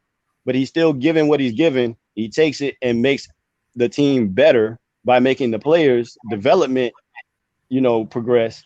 And then those guys can win a championship on top of that. It'll be like, well, Steve Kerr, you really only won one championship that you can really say is yours. And you really can't really say that's yours because LeBron didn't have his full complement of players. You know what I'm saying? And also, this team was already a team that had already took that system, like I was saying before, and perfected it. They had perfected the system by the time they was in their last year with Mark Jackson. So everything after that was cake. You know what I mean? After that, it was just Steph Curry getting that much better. You just a little bit better. Klay Thompson getting a little bit more confident, and a little bit more, you know what I'm saying, more aggressive. And they got a championship out of it. But the next year, they couldn't win. And they had to get another superstar to come in, which I still don't think was a super team. That's not what I'm saying. But what I'm saying is they had to get another piece brought in, you know what I'm saying, to make the system actually work again. You feel me? Mm-hmm. So I think that's a big indictment on Steve Kerr, personally. Man, I couldn't put any more better than that, man. Shout out to the homie, Coach Shelton Harris, for the in the building. Make sure you go subscribe to Coach Shelton Harris. And you know what I'm saying? I know we're talking basketball here, but I'm trying to put my UFC lineup together before lock. Yeah, man, you know what I'm saying? They got another fight night, man. This card, UFC fight night stacked, man. They got like 15 fucking matches tonight, some shit like that. Sure is. But go ahead. No, what you say, Saw? Oh no, that wasn't me. That was somebody else that was about to say something, I think. Oh, but, okay. But I will say this though. I mean, I heard you guys. You was talking a little bit earlier about different players from the area, from the eras, and I heard y'all was mentioning like guys like Ron Tarpley and other guys, and guys that you think could be coaches today. You know what I'm saying? Or guys that are just nice overall back in the days. And I agree with a lot of the people you guys are naming. One name I would say, like, I think would be a good candidate or somebody that should be getting some opportunities, like you said, Terry Porter, but also Tim Hardaway. You know what I'm saying? I don't see why like Tim Hardaway expertise and basketball knowledge couldn't be used on a team, because at the end of the day, man, all coaches in the NBA, I don't care who you are, you're at the end of the day, you're getting an opportunity with whatever team you go to. Just like when the Charlotte Hornets had Borrega and all you guys, they're just giving that guy a chance. You feel what I'm saying? So at the end of the day, why waste a chance on a guy like this who before, other than outside of what he's done, you know, on the sideline as an assistant or something, he has made no imprint on the game of basketball. But you got guys like Tim Hardaway, you got guys like Tyronn Lue, Mark Jackson, you know what I mean? You got countless other dudes, Lionel Hollings, you know what I'm saying? You got a whole bunch of other guys who have experience in the actual game and, you know what I'm saying, could be very good at coaching and, you know, getting this generation. And I understand like the generation now, they soft, but you know what, bro? I look at this, everything is a cycle, man. So at the end of the day, it's going to have to come a era of coaches and an era of players with those coaches that's going to check them other niggas. Like, man, stop all that girly shit, man. Stop being like a pussy, man. Stop being wanting to be coddled and hugged and let a motherfucker get on you.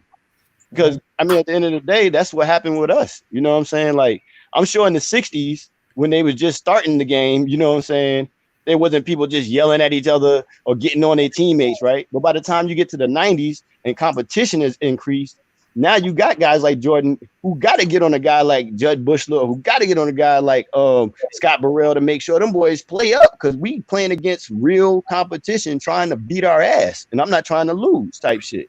Now these guys are friends.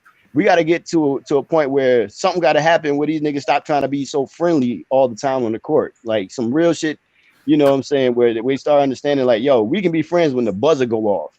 You know what I'm saying? When that ball is tipped, I don't have no friends. All I got is these guys on the team with me. Those are my friends. This is my family. I'm riding with them, not you. If my dude fight your dude and your dude is my homeboy, I'm not breaking that shit up. You know what I'm saying? I might swing on my homeboy, nigga. Just let these niggas know it's real right now. We'll be friends later. I'll apologize for that shit after the game, after the series. You know what I'm saying? But I'm not worried about it. But these guys are too soft now. They want to be friends. They want the easiest path. And to me, that's what makes a lot of the stats that I see, it's like fraudulent to me. You know what I mean? Like they was having an argument the other night where they was talking about how James Harden is better than KD or better than Jordan and all these. I'm like, bro, I don't know what y'all going off of other than blanket stats. Asar Dredd is a moron. It's like he said, "Oh, James Harden's been better than KD, or he carried the Rockets." What was he saying? It's like, dude, Houston lost to multiple teams they should have beaten. You know what I mean? Like, again, 2017, they lost to San Antonio, right? With no Tony Parker, no Kawhi Leonard. And not only did he lose that series, they got waxed in Game 6 by 39. Then in 2018, I know you don't have Luke Baamute for defense, and I know you don't have Chris Paul for his, your leader, but still, you had a 17-point lead in Game 6, a 15-point lead in Game 7 at home, and you can't close it out. And you end up blowing that series, though. And then in 2019, like, again, I know the Warriors were still good, but they didn't have KD in Game 6. And then even in Game 5, you were down 20 with him, came back, and then you end up choking the game. And then in Game 6 at home, Curry goes scoreless at halftime, you're tied, and somehow you can't win that game and end up losing, and then you went home quietly in Game 6. Like, if you put and I'm like, how did James Harden carry the Rockets? He's lost to teams he should be beating, even in 2014. Many people had the Rockets competing for the title. Nobody had the Blazers making the playoffs that season. Not only did he lose that series, let's look at the facts, all right? Houston lost the first 2 games at home to Portland. Then in Game 4, you end up blowing that game in overtime. And then in Game 6, you lose on a game winner to Damian Lillard, though. You know what I mean? This is ridiculous. Yeah, Damian Lillard. Oh, my fault. Go ahead. What you say? I said Damian Lillard is a fucking killer, though. Oh, yeah, man. Yes. Oh, and also, go ahead. You know what, LB? You know what, L? Or I don't know if that was LB or 2-Raw. I wasn't looking. But LB. Okay. One thing about it that I can say about Lillard, and it's a couple other guys like Jimmy Butler and other guys like that. Those are the kind of guys I feel could play. Like when everybody say, well, a superstar going to be a superstar, I really don't believe that. And the reason why I say that is because even in the 90s, there were guys who were like superstar level talents that didn't pan out because they couldn't handle the physicality or they couldn't handle the overall pressure of the game at that point in time. You know what I'm saying? There are niggas we can talk about that had like 3 or 4 year runs, and then after that, they was even in the NBA no more. You know what I'm saying? Just out of nowhere, not because they had fell off or anything, but because they just couldn't handle that shit, right? One way or another. It could be injury, could be psychologically or whatever. But now, shout to my man X. Now we got a shout lot to more. Jacob Jennings. Go ahead. I'm sorry. Shout out to Hitman X for being in the chat room, along with Jacob Jennings. Hey, Asar, remember that question you asked me a while back about Klay Thompson or whatever like that? Yeah. Yeah, I look at the tape. Yeah, he can't do it. That's how I was telling these boys. Just like last night, you know, Lamont was trying to argue with me, and I was trying to tell him. I said, yo, Lamont was talking about, because I had mentioned how Reggie Miller, we were talking about people shooting, right? They were trying to say how Jordan couldn't shoot threes. And I brought up the fact that if you look at Michael Jordan's career, anytime he shot at least 3 attempts a game, he shot over 35%. The only years he didn't shoot well from 3, he shot 1 or 0.5 or some shit a game. Crazy. I don't know why people keep saying that he couldn't shoot threes. Look, see, bro, you know what I think it is, bro? It's so much actually basketball. Like 90% of the game we watch is bad basketball. It's bad shot selection, no defense. Dudes ain't even boxing out. There's no fundamental real shit going on. It's just a guy with a basketball over here isolating for most of the game. So, like when they can't process the fact that Michael Jordan will come down, see the shots on the court, and be like, well, a 3-pointer is not the best shot on the court, period, for anybody. It's the lowest percentage shot. So why would I shoot this 4 or 5 times when it's only a 30-something% chance of going in anyway? When I can step in right here and I'm 60, 70 fucking percent. You feel what I'm saying? Like, I'm gonna cook from right here. I'm gonna cook from inside in. So yeah, when I'm wide open or when the ball rotates to me and I got the shot or we need a 3, yeah, I'll take that shit. But if I miss, I'm not gonna go and chuck up 3 or 4 more. I'm gonna just be like, well, look, I got easier ways to score.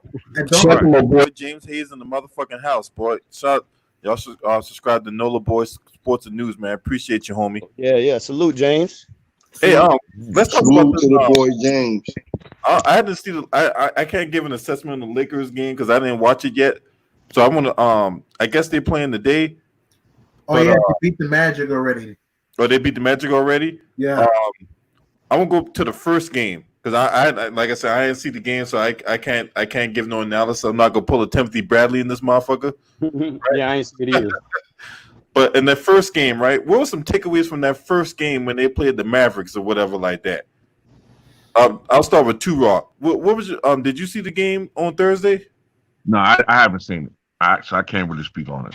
Okay. I know I saw the game on Thursday and the bench play was terrible. I think that's going to be the Achilles heel come playoff time. No backcourt, right? Who is going to stop the elite backcourt of the Portland Trailblazers or the Houston Rockets or whoever, right? Mm-hmm. So that's going to be another question. And then one thing I did see in that game was Kyle Kuzma's inability to step up, right? Now, as far as I remember one play where Kyle Kuzma had a open lane to the basket, right? And instead of, just going up strong, getting contact, maybe you get an and one out the deal, he goes and kicks it out to the 3-point line. I'm like, what the fuck are you doing? Mm-hmm. That's part of the bad basketball Asar was talking about. Mm-hmm. You got a clear lane to the basket. A guy's gonna come in and give you contact. At the worst, you miss the shot, you go to the line and shoot 2. Exactly. But instead, he kicks it out to the 3-point line. I'm like, for what? I didn't understand that. Look, Kuzma could shoot 3s, but Kuzma needs to use his versatility. All right, he had a good game today versus the Magic. He balled out today versus Orlando. But if the Lakers want to get to the NBA Finals and win it, the damn thing, Kuzma needs to play like he needs to play like himself from last year and his year from 2018. All right, he needs to play more confident. He shouldn't just camp at the 3-point line. He needs to go to the rim. He needs to use his body control, his versatility. All right. Now get in. Yeah.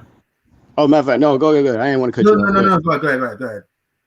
Now, I was just going to say, like, everything you saying that Kuzma need to do is facts. You know what I'm saying? But the problem is, y'all, and this is what I be trying to get people to understand. Kyle Kuzma is the third guy on a LeBron James team. Yeah. It normally does not go well for the third guy on a LeBron James team because that guy he doesn't have a confidence in when he's going to actually get the ball, when he's got the ball to play make, when he's got the ball to score. You know what I'm saying? He doesn't know when this touch is going to be his last for them boys. You know what I'm saying? With a certain group of players. Yeah. So he's not always thinking. Sometimes he's trying to, like, on that play, I think he was really trying to play into, like, the offense. You know what I mean? He did the dumb shit now. I agree. He should have gone ahead and tried to get the contact and finish at the basket. You know what I'm saying? At least get the free throws. But what I'm saying is, think about it when you're trying to impress your boss or something. You know what I'm saying? And I really should be trying to do this. But I'm going to go a little above and beyond. Now, I'm not the type of person to do this shit. And I'm not saying y'all are. But I'm just saying, put your state in mind in the state of mind of somebody like that, right? Mm-hmm. So you're trying to do a little bit extra, and it's a little bit too much. You know what I mean? You try to make the picture a little too perfect, and you end up fucking it up a little bit. That's what Kuzma's doing. He's trying to do this shit, but he doesn't have a security from LeBron that, hey, bro, you know what I'm saying? You're going to get these touches. You're going to get this. I just need, when you get it, to do these things. You know what I'm saying? I don't feel it's that. I feel like he's going through that Kevin Love, Chris Bosh shit where it's like, I'm not feeling as confident because I'm not getting it like I normally get it. And I don't know what's get it, and then when I get it, I'm not in the perfect situation to really show my skills. I You know what I agree, mean? man. I agree. And you see, when you got bronze sexuals like JR, Spiffy, Dreaded, Myron, etc., they don't understand this stuff. You know what I mean? They just look at stats without using context. Listen, maybe why Kevin Love and Chris Bosh were mediocre with LeBron is because when you play under LeBron, you're forcing them to be outside shooters. Listen, yes, Kevin Love and Chris Bosh could shoot jumpers and threes, but they rely more on going to the post and the paint. You know what I mean?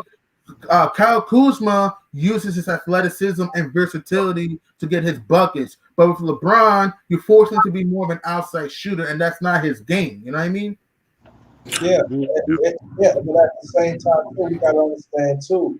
When you got LeBron that is ball dominant, that's gonna limit the limit homeboy's game. And That's fact. That's fact. We don't want to talk about it because we got a lot. I ain't saying y'all in people chat. We got a lot of LeBron fanboys. That's fair to understand that. You know, they don't get it, man. They just look at they're quick to call us haters when we give them the facts of what's going on, and they don't want to listen to the truth. You know, LeBron is a great player. I like LeBron off the court. Off the court, LeBron's a good guy, but on the court, he's kind of a snake on the court at times. Okay, it's like. You know what I mean? It's like when you play under LeBron, you will get less touches. You know what I mean? But they don't get it. You know, they look at these guys who look at numbers and numbers and numbers, and they don't want to use eye tests. You know what I mean? I'm gonna tell you what it is, man. Well, LeBron is a damn. LeBron is what you call an evil genius, bro, in basketball. And I mean that shit. I mean that shit respectfully, dog. Because to me, he top 11, but he got people really thinking he's the GOAT and shit. He's not. I mean, like, so he really knows how to make his teammates feel like he's involved in them, but he's really not involved in them except he wants to.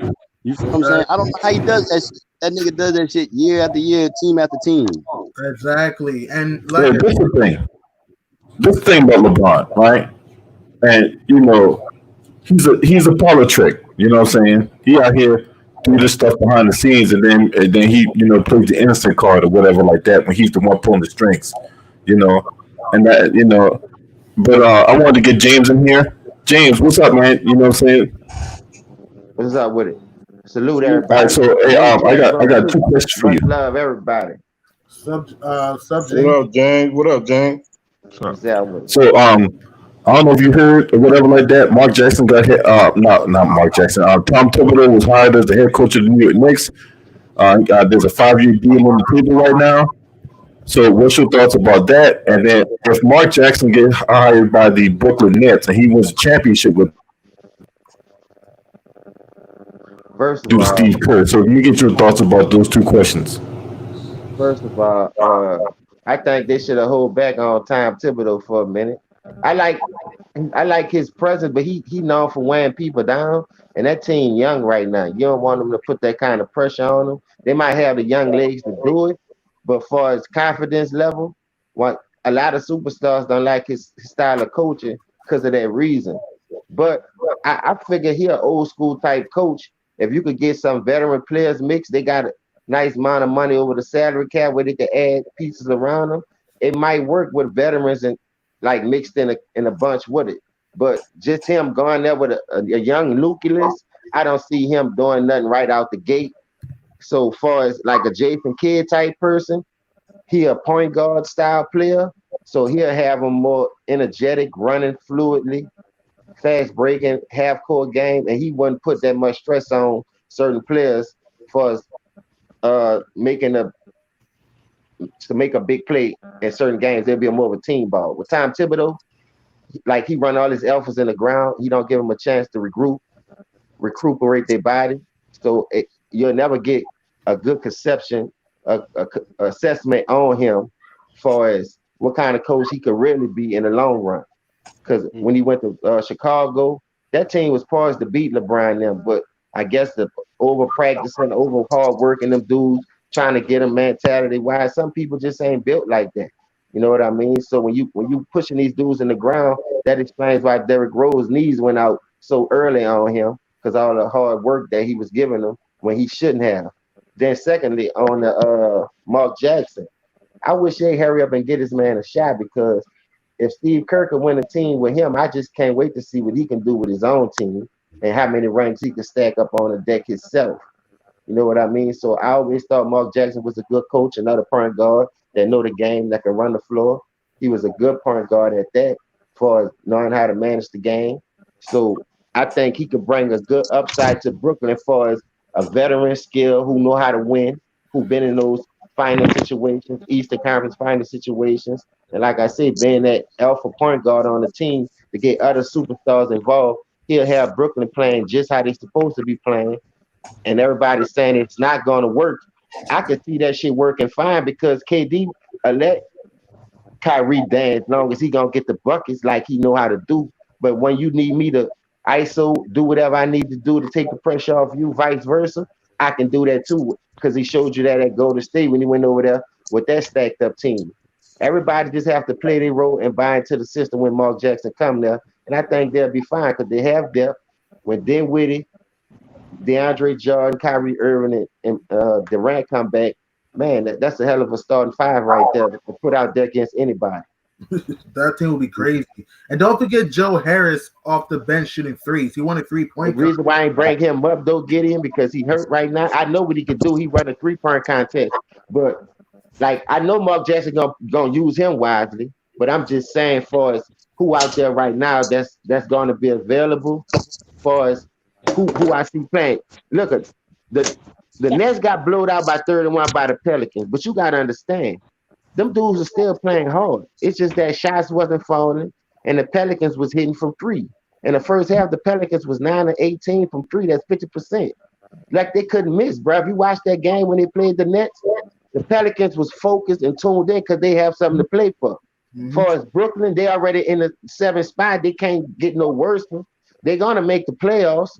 So you know, the Pelicans have more to play for. What I'm saying. That's why they came out guns blazing. I mean, Brooklyn should make the playoffs, but remember, the 9th seed has to be within 4 games of the 8th seed or less. And Washington, I think, is 5.5 back of Brooklyn. So even though I do think the Nets will make the playoffs, it's not a guarantee though, because the Magic, I think, will leapfrog the Nets for the 7th seed. I think Orlando's going to catch Brooklyn, but if you're Brooklyn, you better be careful. You don't want to go into a slide. You know what I mean? Yeah. Look, you can rest assured. You rest assured that the Washington Wizards will not catch anybody. Okay? Nah. Did you see that team? They ain't catching nobody. Nothing. They got a better shot at catching the COVID-19 before they catch the goddamn Nets in the playoffs. That's fact, LB. But listen, Orlando could have beat the Lakers today. They should have. Dog, they was playing. And then the Lakers had them down, by 16? Almost 20? Yeah. And they sucked that shit up like they was drinking a 40 on the corner by the store in New Orleans. Listen, I like that team. You know why? Because they didn't quit. They showed they could play with poise. And like you said, getting on, they could leapfrog the Nets because of the injuries and who not playing. But I still get them to that last number 7 and 8 spot. I like what I see in Orlando today. The Magic, man, Orlando plays hard. Like last year, for example, they started off 20-31, right? Then they went 22-9 to finish the second half of the season. They won 10 straight home games. Don't forget, for a span. And they upsetted the Raptors in game 1. Remember the game when Kyle Lowry had 0 points and DJ Augustine had the game over Marc Gasol. Orlando was I remember that. Because I remember I talk about that game. Oh yeah, I lit what's that dude name? Kyle Lowry? Yeah, I lit his ass up. Because the Raptors paid him like $20-something million. No, they paid him $31 million. That's what they paid him $31 million and he scored 0 points in that game.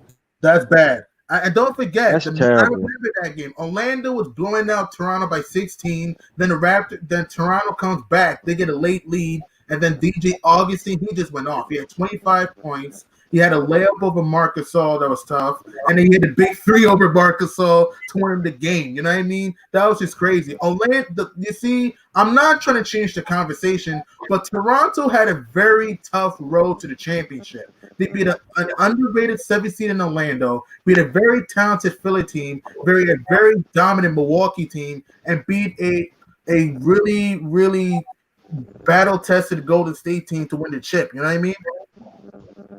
Yeah, he got went through people in their prime. That's the big difference. He went through people while they're playing in their prime at their highest level too. And beat multiple All-Stars. Hey, DJ Augustine is the most slept on guard in the league. Mm-hmm. Yeah, DJ is nice. But one thing I'll say about Orlando, though, man, I feel like Orlando. What y'all think about this? Teams like Orlando, like the Nets. I mean, a lot of these teams they're playing to get in the playoffs, but it's more so for a pride thing. You know, the Nets they kind of know their situation is going to be better next year anyway. Because when KD and Kyrie is healthy, they automatically going to be better than what they are right now as a team. You know what I'm saying? Teams like the Magic, even my Bulls ain't there, but you know the Wizards, all these other teams, even certain other teams. Do y'all think that some of these teams, instead of trying to worry about playing for the playoffs necessarily, should have been more so tanking, or not necessarily tanking, but trying to get, because Orlando ain't getting no superstar free agent. Yeah, and they need at least one superstar, and then one of them guys to either develop to a star. Because like for me, Aaron Gordon, he's topped out. You know what I'm saying? Jonathan Isaac, topped out. Aaron Gordon, he did play well against the Raptors in the playoffs, but Aaron Gordon's kind of been underwhelming. He's not really taking that next step. And Nikola Vucevic, listen, Vucevic did make the All-Star team last year, but he was horrible versus the Raptors in the playoffs. If Orlando, if they want to make the playoffs and do something there, they're going to need those two guys to step it up. You know what I mean? And Terrence Ross. That's what I'm saying, though. I don't like, all right, if we were talking about like Karis LeVert and Spencer Dinwiddie, right? Mm-hmm. And you was like, well, they just need to step it up. I could see those two actually stepping it up with guys like KD and Kyrie around them. You see what I'm saying? Even more than, and we know Spencer's already nice. We know Karis is nice too, right? Mm-hmm. Yeah. And Vucevic, I just have seen the best of him I'm going to see, I feel, and Aaron Gordon. I don't feel like Aaron Gordon got another level to him. You feel what I'm saying? That's why I say I feel like they need a superstar player to go there. I agree. Maybe a superstar shooting guard or point, like or at least a guy like maybe Zach LaVine, since they have so much defense. He's not a superstar, but he's a star level player, a low tier star level player, right? Mm-hmm. Yeah, he can give you 20. Yeah, he can give you 25, 30 sometimes. He can hit the three. He's very athletic. He can put the ball. And their biggest problem is they got a bunch of defense, but they can't score 100 points. They can't. They're all garbage. So if they had yo. All right, so to give you all an idea about this, right? So I pulled up Orlando's roster, right? Outside of on Orlando, Vooch and Augustine, right? We got Markelle Fultz, right? The guy, former number one overall pick, he got traded there with Philadelphia, whatever like that. Terrence Ross, he's bounced around the league. He did his time in Toronto. He's a very volatile player. Some nights he's up there. He's here some nights, and then other nights he's just non-existent. Evan Fournier, another guy. At this point, he is who he is. Aaron Gordon, you talked about him. Vooch talked about him. DJ Augustine, you talked about him. Underrated, you got background feed, bro. All right, then we got Wesley Iwundu. How do you pronounce that shit, right? Michael Carter Williams, guy, he can do a little bit of everything, but he stays hurt all the time. Yeah. Ken Birch, limited offensive game. Jonathan Isaac, a guy they want to take the next step. And he had some good games this year, but in the Wizards game, because I was at the Wizards game on New Year's Day when he got hurt. Right? Yeah. So Alfred Camino, garbage. Gary Clark, garbage. Melvin Frazier, garbage. James Ennis, another he's okay defensively, offensively, garbage. And then two-way player BJ Johnson and Vic Law. I ain't heard from William Bird in a while, so let me get his thoughts about the Orlando Magic. So what are your expectations for Orlando? Well, Orlando, they'll make the playoffs, but they ain't going nowhere. Basically, They're not going nowhere, you know. And just like your boy A said, he said that Eric Gordon, his potential is already where it's at now. It ain't gonna go no further. They need They need a superstar over there. Now think about like William. Just think about how good that lineup is right there, right? If you add a superstar to it, like let's say for instance, let's say KD went to Orlando with that team with Vucevic and all them niggas. Whoa. Wouldn't that be a great team? like damn. Bro, that'll be a top 3 seed in the Eastern Conference. Mm-hmm. Right. That's what I mean. Like they need a superstar, or they need like one of these draft picks that's gonna be a fucking superstar to take the league. They need 2 things. They need a superstar, or they need like a veteran. Like say CP3 go to Orlando. You think they'd be good? Okay. The only thing is, I think they could be better than they are, but I still don't think that's enough to get them to a championship. Only because they top 2 players have topped out already. Like if Vucevic had another year where he could go and average 25 and 12 in a series in a playoffs, you know what I'm saying, something like that. And Gordon can go to 21, 22, and like 8 for a whole playoffs. Then yeah, they could do something. But I just don't see them boys doing that. They more like 60. Well, Gordon is more like a 16 to 18, and Vucevic will get you 20 at max. You know what I'm saying? Like, and he might not do that, and in the playoffs, he's not even gonna get you that. So I just don't. I think they need a superstar. They need somebody, either a superstar, or they need a consistent offensive weapon like Zach LaVine. Zach doesn't have to play as much defense because they play defense as a team great. You know what I'm saying? I agree, man. Like I said, Orlando, their defense is great, but they don't have that go-to guy, and that's the problem. Or like this, Gideon. Let's say Bradley Beal. A nigga like Bradley Beal who play defense and offense goes there. Huh? Bradley Beal. Yeah, there's one problem. The Wizards ain't giving him up. Under no circumstances, the Wizards giving him up. I'm just speaking hypothetically. That's why I threw KD in there. I'm just speaking hypothetically. Like, if you just you can inject any superstar you want into that team, and you be like, damn, that team is a nice team. Wait, Asar, you think Bradley Beal's a superstar? I don't think he's a superstar, but I think he's a high level star. All-star. Yeah, but I mean, dog, the man averaging 30 points a game the last 2 seasons on the team where he's the only guy. John Wall ain't been there for like a year and a half. Mm-hmm. And he got them with his second best guy being Davis Bertans in a position to get in the playoffs. Like, even though it's the East, like, it's still something. Like, I can't shit on a man giving you 30 and something, and he got one of the worst teams in the NBA in a fight. Bradley Bill's a superstar. He's a superstar because yes, he is. He became a better playmaker instead of just focus on scoring, and he's a better defender. Now, this is why. Let me the All-Star team. Hold on, Gideon. Let me say this, and then you could go ahead.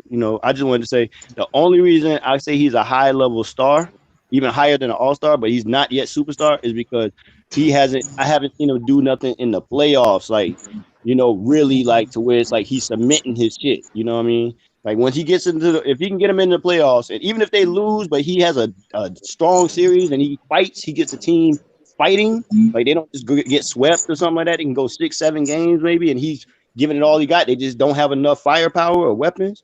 Then that would be something. We know they're not going to be in that position. He'd have to average like 40 something for them to do that. With the team they got out there, and he's not even playing, is he? No. I agree with you. He hasn't took that next step, as far as winning and all that. Yeah, that's what I'm saying, bro. Superstar, but he's there. He's right underneath that shit. You know what I'm saying? He's the tier right underneath to me. Now the Orlando team, I feel like he could win some shit with them niggas. He plays D. And this is the thing. I mean, to me, and this is me personally, you know what I'm saying? I'm just saying we gotta be careful who we designate as a star, or who we designate as superstars, whatever like that, because I feel like a lot of people think they deserve the superstar status that really don't deserve it. You know what I'm saying? So like when we take a team, if you consistently take a team to the playoffs and you're the best player, yeah, you're a superstar. I give you that, right? But just because you average 20, 30 points a game, but your team consistently goes nowhere, in my opinion, you just a star. Because now, if you get traded to like another team, then you able to duplicate that, then your team wins. Then yeah, I give you that superstar status or whatever like that. You know what I'm saying? That's just my opinion. I mean, you're right. You're right on that, but like the superstars that's in the league today is names like Dame Lillard, Kawhi, Giannis, AD, Braun, Steph. Paul PG. Those are superstars right there. James Harden, those are superstars. Russell Westbrook, those are superstars. Mm-hmm. Pretty much. I'm gonna say this too. Now you got to factor in the fact that when you're talking about a guy like Bradley Beal, the Bucks when they first got Giannis, right? That was post Ray Allen and all that, right? Mm-hmm. They weren't that good. Now they've been the number 1 seed or the top 3 seed. The last 3-4 years with Giannis. You see what I'm saying? You gotta at least be able to get a team to that level of success in the regular season for you to be considered at least the conversation to start with. He's never had the Washington Wizards up there like that. They've always been like a 5th seed at best, I believe, right? I don't think they've ever been higher than that. Yeah, a few years ago they were like Toronto Raptors in the first round. Yeah, they swept them. They swept them. Okay, but this is the thing. In the years that precede that, they haven't been able to even get back to that. Yeah, the Wizards hadn't taken that next step yet. You know what I'm saying? They seemingly got capped at the Eastern Conference semis. And that ain't all on Beal. Like I said, John Wall ain't been playing. I factor in the shit that I can factor in, bro. They had a lot of rotational shit going on early with Isaiah Thomas. They didn't want to play him. Then he played good. Then they didn't want to play him again. So a lot of factoring in them losing. What I'm saying is, you're a star level player. Somehow, some way, you figure out a way to win, even with all that shit against you. He hasn't figured that out just yet. That's why I think he's a high level star, bro. You know what I'm saying? Yeah, he's definitely an all-star. He's definitely an all-star, but he's not a I give you that. superstar. I give you that. Not yet, bro. Not yet. I give you that. He should have. Bradley Beal should have made the All-Star team this year. He got snubbed. He did. He got snubbed for real. But let me get Lou Ryder on this line. Lou Ryder's in the building. What's going on, Lou? What's up, guys? How y'all doing? Good, man. Good. Hey, so 502. what you think about and y'all, both of y'all need to turn up on that cool ass Daniel Cameron y'all got down there in Louisville, but nevertheless, right? What you think about the Knicks hiring Tom Thibodeau, and do you think if the Nets hired Mark Jackson and he wins the championship with Brooklyn, what does that do to Steve Kerr? That's going to show Steve Kerr is not that great of a head coach. And that's going to show Mark Jackson really did built that Warriors team. And really the Knicks going to hire Tom Thibodeau as the Nets head coach. I don't see that working out. I don't care how good a coach people think he really is, but I don't see that working out. You got a young talent there, and he's gonna run them into the ground, and this fan's gonna be mad at the owner and gonna be mad at Thibodeau. Like once again, we got another coach here who lose the process on trying to build this team up. And I'm already pissed off about my Bulls trying to trade another star to another team because we've been waiting since '98 for them to try to really build the team up, and and I'm starting to hate it. And you know how I feel about Jerry Reinsdorf. He's an asshole of an owner. He never want to pay the players. He don't put ever since Jordan and them left, he has not put the Bulls in the right position to try to make them a championship team once again. Like, how still being cheap right now is going to help this organization? It's the reason why superstars don't really want to go to Chicago because of Jerry Reinsdorf, because he's being so cheap. Hey, Lou Ryder. Hey, all those owners in Chicago are notoriously cheap. You can talk about the Bears, the White Sox, the Cubs, the fucking Blackhawks. All those owners are fucking cheap. You know what? OKC won't pay James Harden. Oh yeah, that was the I didn't get that. Like I Yeah, it was understand. stupid. I understand Harden was terrible in the 2012 finals, but he was part of your big three with Russ and KD. The Thunder, if they would have kept James Harden, they would have to lose Serge Ibaka. Don't forget, Serge Ibaka would have been gone from the team, which would have been a big loss for OKC. So we don't know I how mean, that. if that's me in my position, I'm keeping both. I don't give a fuck about that salary cap. I'm gonna pay it. They're just gonna keep both. If you keep both of them, you guys, they could have been a dynasty. Yo, Hey, you know, y'all remember how that White Sox team got banned from Hall of Fame for gambling on the World Series? I yeah, see why. I don't blame them for doing what they did now. wasn't getting paid shit, just like the players now. Oh, Compared to what they do. and Lou, I want to throw this out there. Ever since 1998, the Bulls have only been to the conference final one time, 2011. Hey, I got a question for y'all in the chat room from Juanetta Thomas. She says, what year did MJ become a superstar? I said his rookie year. Yeah. His rookie year. And you know the difference for Jordan was? Yeah. I'd say put like this. I put like this. I think it became a consensus thing by his third year, by 88 at least, by 88. Yeah. I would say 88 solidified the shit because I won't say his rookie year only because he was a rookie of the year and he put up crazy historic numbers as a rookie, but at the same time he still had to. You know, when you're a rookie, you got to come in and you got to still. You know what I'm saying? We wasn't giving him that shit back then. Just off of that for 1 year, you know what I'm saying? I remember back then. It's like, man, he gonna do that shit for a year too, and then he'll be done. That's what niggas thought about Jordan at first.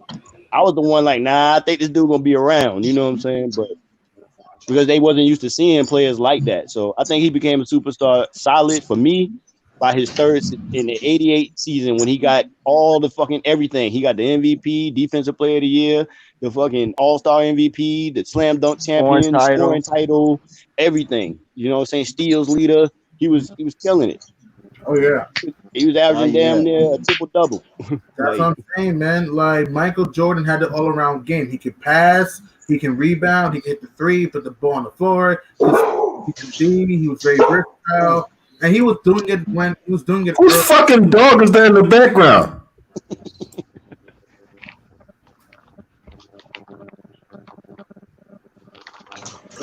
Go ahead, continue getting on. You know, son, we had a, you know. Gideon dog. Oh, it's That's your dog, Gideon. That's not me. I don't have pets. I'm just messing with you, bro. Okay, somebody got a goddamn German Shepherd in the background. Woo, woo, woo, woo, woo. Shit. But yeah, go ahead, go Gideon. All right, so I'm saying is that Jordan had a complete package, though. Like again, people again. I'm not trying to make a LeBron MJ debate, but I'm saying is that people like using the 1-9 thing without Pippen.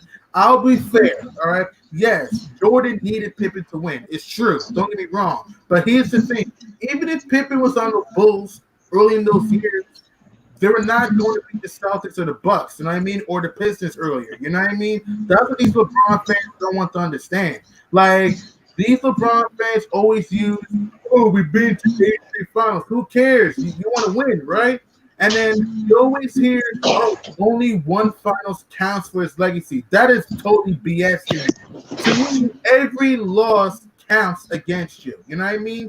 I would never take away a loss because again, if we're going to take away losses for LeBron, then what about Jason Kidd losing in 2002 and 2003? What about AI losing in 2001? You know what I mean? Hell, what about Jordan losing to the Celtics, the Pistons, and the Bucks? You know what I mean? So that's what I'm saying. Jordan just had a complete package, you know? Hey, yeah, that's the thing that pisses me off though. When you got guys out here that will hold anybody else to account for their losses or whatever like that, but for LeBron, we find all these excuses and then we want to give him a pass. No, if you're a superstar, you get held to the same standard. That's what I'm saying, though. Like I said, Jason Kidd, for example, in 2002, like people give James Harden a pass losing to the Warriors. What about Jason Kidd? He played a dynasty in LA with Kobe and Shaq Lakers. And in 2003, he won 2 games against the Spurs. That same Spurs team dethroned the Lakers.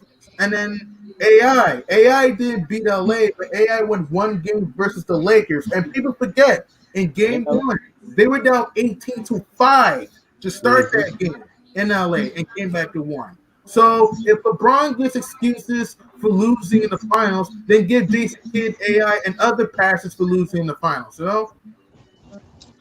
What Yo, you get got a to pass to me?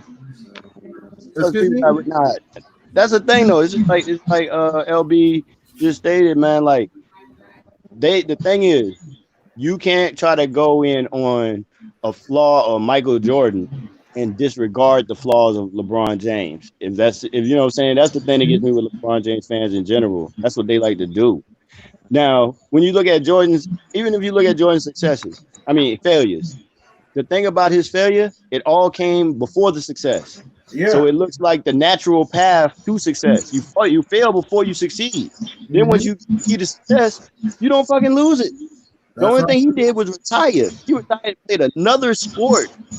He played a whole different sport where you have to train a whole different way.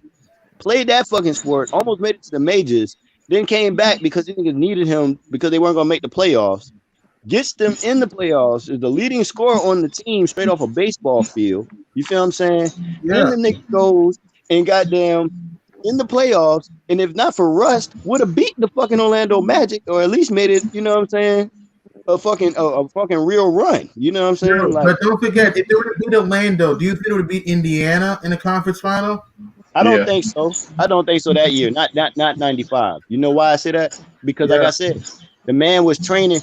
I just looked at some shit about it like a month ago from his trainer, and he was talking about that period of time. He talked about Jordan's whole career, everything they was doing every year they was training, what they was working on. And he was I saw like, that too. Yeah, I saw that too. True. So you know what I'm talking about. So like when he was talking about Jordan, he was saying when Jordan went to baseball, he had to sit down with Mike and tell that nigga like, yo, this is a whole different, you had to train a whole different way for baseball. The movements that you do normally change all that to baseball. So when he played baseball, he was training as a baseball player the whole time. He wasn't thinking about basketball at all. Then he came back. When he knew he was coming back, his trainer had to retrain him to be a basketball player all over again. You know what I'm saying? And he still was the leading scorer on the goddamn team. That's what I'm saying now. That's amazing. Exactly. Here's what I think. Do I think Jordan was super rusty? I don't think he was super rusty. Not super rusty. But he wasn't. I mean, he did look like MJ at times. It's just that he wasn't MJ. You know what I mean? Plus, Gideon, remember, baseball conditioning is way lower than basketball conditioning. I agree. So Michael Jordan, it wasn't even rust. It was just his legs wasn't under him because he was not, for a year and a half, he was playing baseball where you stand around for long periods of time and you run in short spurts. You know what I'm saying? Sometimes you don't have to run at all because niggas just get struck out or hit a fly ball to somebody else. You know what I'm saying? Hey, Star. Yo. People motherfuckers say MJ always had Scottie Pippen. The motherfucker get when Scottie Pippen came in the league, he was looking like a bus. Yeah, exactly. I try to tell people this all the time. Listen, this is the thing. I'm on a call, bro. Yo, you hear me? Yeah, I hear you. Yeah. So what I was gonna say was, the thing is with Scottie Pippen and Michael Jordan, what I try to tell people is think of it like this. Think about it like you are playing, for a professional basketball team. You're the best player on your team. You don't have to be Michael Jordan. You're just the best player on your team. You're playing for the Charlotte Hornets right now. Put it like that. But you're like Michael Jordan level skill, right? The next best player to you right now is Terry Rozier. Right? You know that you and Terry Rozier can't get no goddamn where unless Terry Rozier takes a big boost in his motherfucking talent, right? Yes, his game has to take a large jump for it to actually work. So if you say, well, look, I got Terry Rozier, I got this young Miles Bridges, right? Miles Bridges like 20 years old. All right, I got a better chance of making Miles Bridges something than I got of making Terry Rozier better than he is. You see what I'm saying? So I'm gonna put my time and effort you know, when I'm getting in everybody's ass who ain't doing shit, but I'm gonna focus on this guy and take him under my wing because he's got to be something for us to win. That's the equivalent of niggas saying Scottie Pippen, Michael Jordan couldn't win without Scottie. He had to find somebody that had some fucking talent and use that nigga and mold him into something. Realize when Michael Jordan left, Scottie Pippen only averaged one more point per game more than he averaged at the highest point with Michael Jordan. That's not exactly. I mean, don't get me wrong. Scottie And when did Jordan came back, he outscored Pippen. He was the leading scorer on the damn team. exactly. And don't get me wrong, Scottie is a good player, but he's not a great leader. You know what I mean? Like for example, True. in 2000, right? Again with the Blazers. I understand how good the Kobe and Shaq Lakers were, but then the Blazers blew a 15-point lead in the fourth quarter of Game 7 with a chance to the NBA Finals. Listen, we're not trying to downgrade Scottie. Scottie did help Jordan, but it took him time. In 1994, people say, oh, the Bulls almost went to the finals. What are you saying? They lost in the second round to the Knicks, you know what I mean? And blew a 10-point lead, I think, in Game 7. Yes. And the thing Still is, piss me off to this day, man. Bulls should have won that game. yeah, that's my squad, nigga. But I already knew what time it was, man. Like, that's the thing. Like, you can be a fan, but you also gotta be realistic about what you're seeing. Like when Michael Jordan left, that's why when people talk about the 55 games, I always say, well, what happened the next year? See, the 55 games, that's off the being the champs. You know, we were the champs the year before Jordan left. The year Jordan left, right? When he left in 93, we had already won a championship, right? Yeah. So we didn't really do anything but add more players. We had Tony Kukoc come from overseas, right? Added a couple more guys. And Steve and then we Kerr. ended up adding, we added Steve Kerr. So, like, bro, we didn't take away. It wasn't like when LeBron leaves a team and the team is fully decimated because everybody else has to get traded or leaves too. We had the same roster minus Michael Jordan plus a couple new guys. And let me get Tuwal in on this. Go ahead, Tuwal. What do you think about this? Is it the question about whether Jordan, when he became a superstar? Yeah. Yeah. Yeah. Okay. I mean, I look at Jordan a little bit differently than other the other players. Like, I think Jordan became a superstar his first year, just months into his career. I think he became a superstar, you know, almost straight from the back from his level of play.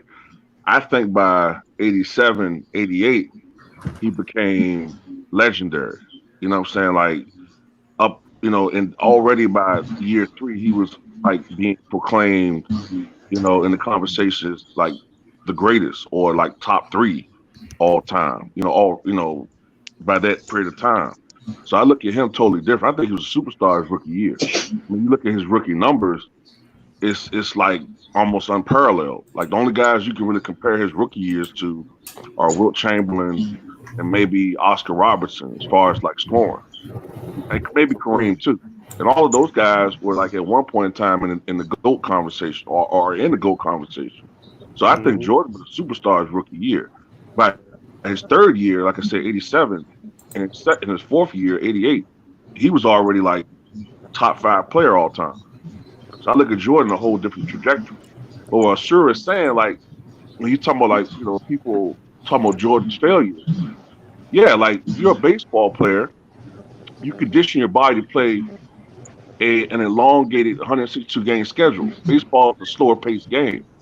Jordan, when he came back, he played well. Like if you looked at a lot of his games, he played well the first 3 quarters, oftentimes.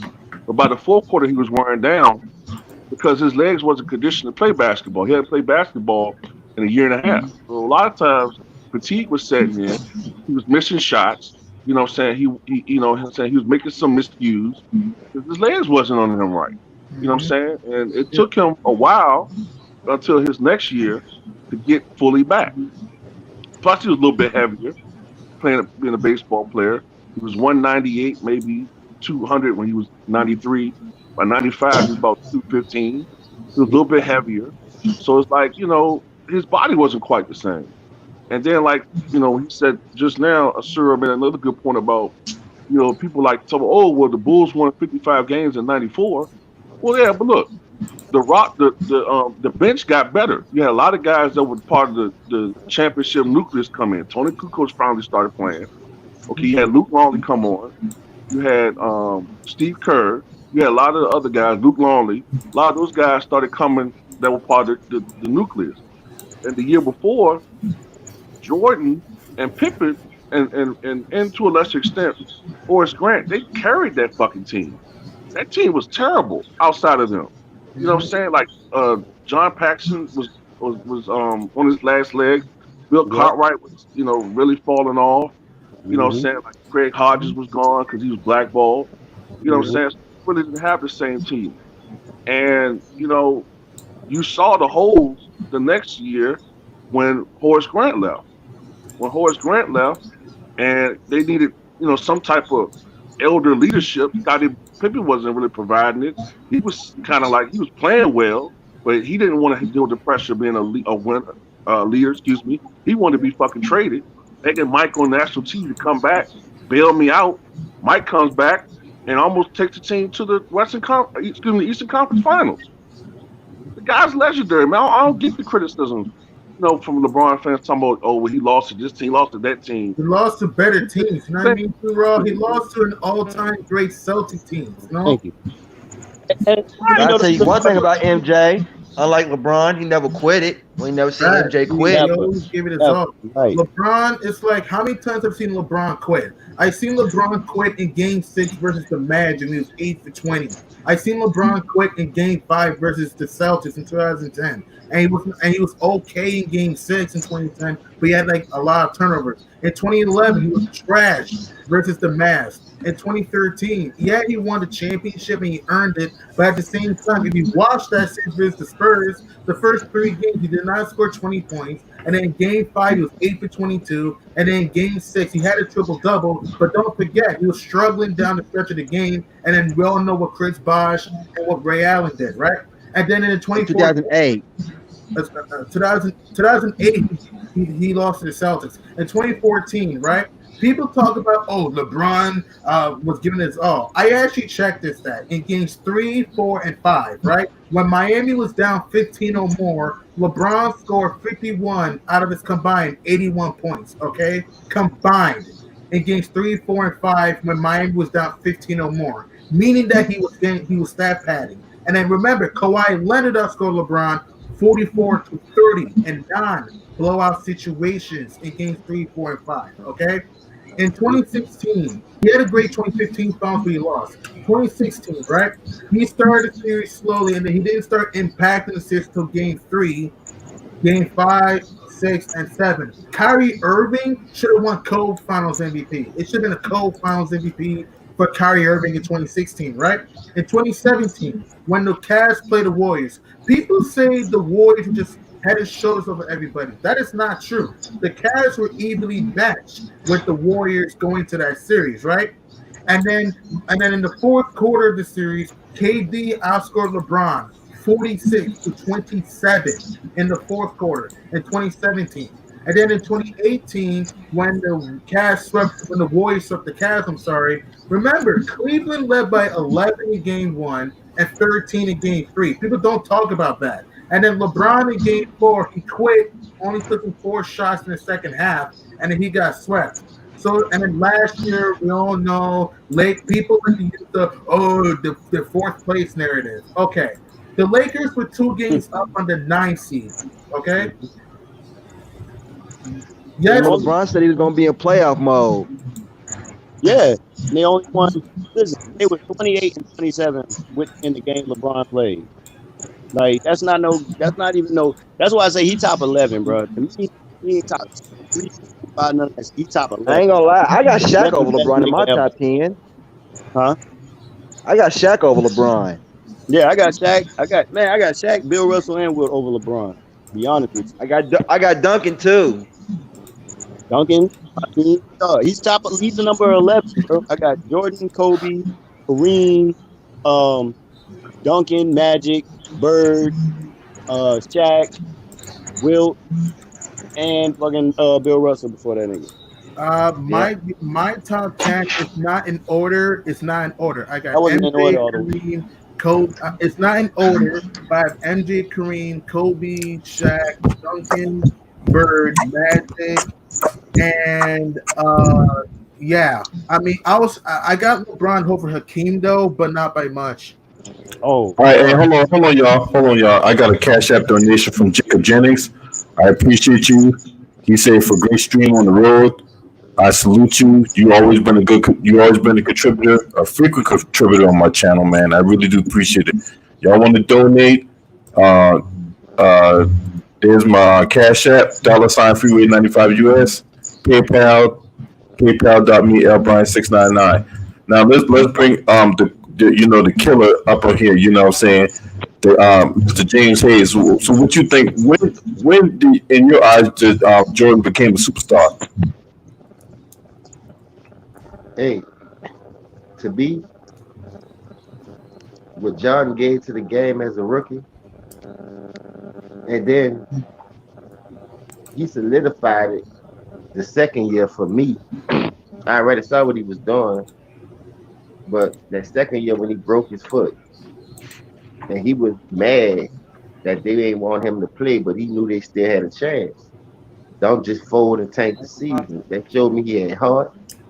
Then on top of that, when he did come back only on 7 minutes restrictions, he was giving them buckets. He got him in the playoffs. That's how he was able to see the historic 69 or the 63-point game and a 49-point game against the all-time legendary team. They couldn't stop him by him being the only one. Man, like I said, man, that really solidified that for me. When he did that against that team, I said to myself, man, there will be no other guy to ever put on a pair of tennis shoes that'll have a killer mentality like him. Now, even though Kobe tried it, you know, he became that on the back end, like after he, you know, had that little run with Shaq, he saw he could do it, and then he really took off. But Kobe came in the league in '96, so it took him at least 5-6 years. Jordan come out the gate doing it. Rookie of the year, slam dunk contest. Then you gotta understand he did it on both sides of the court.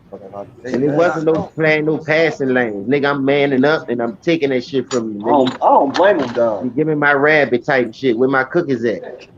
So that 85 years solidified it for me when he came off that broke foot. But I already seen the potential since high school when they cut him.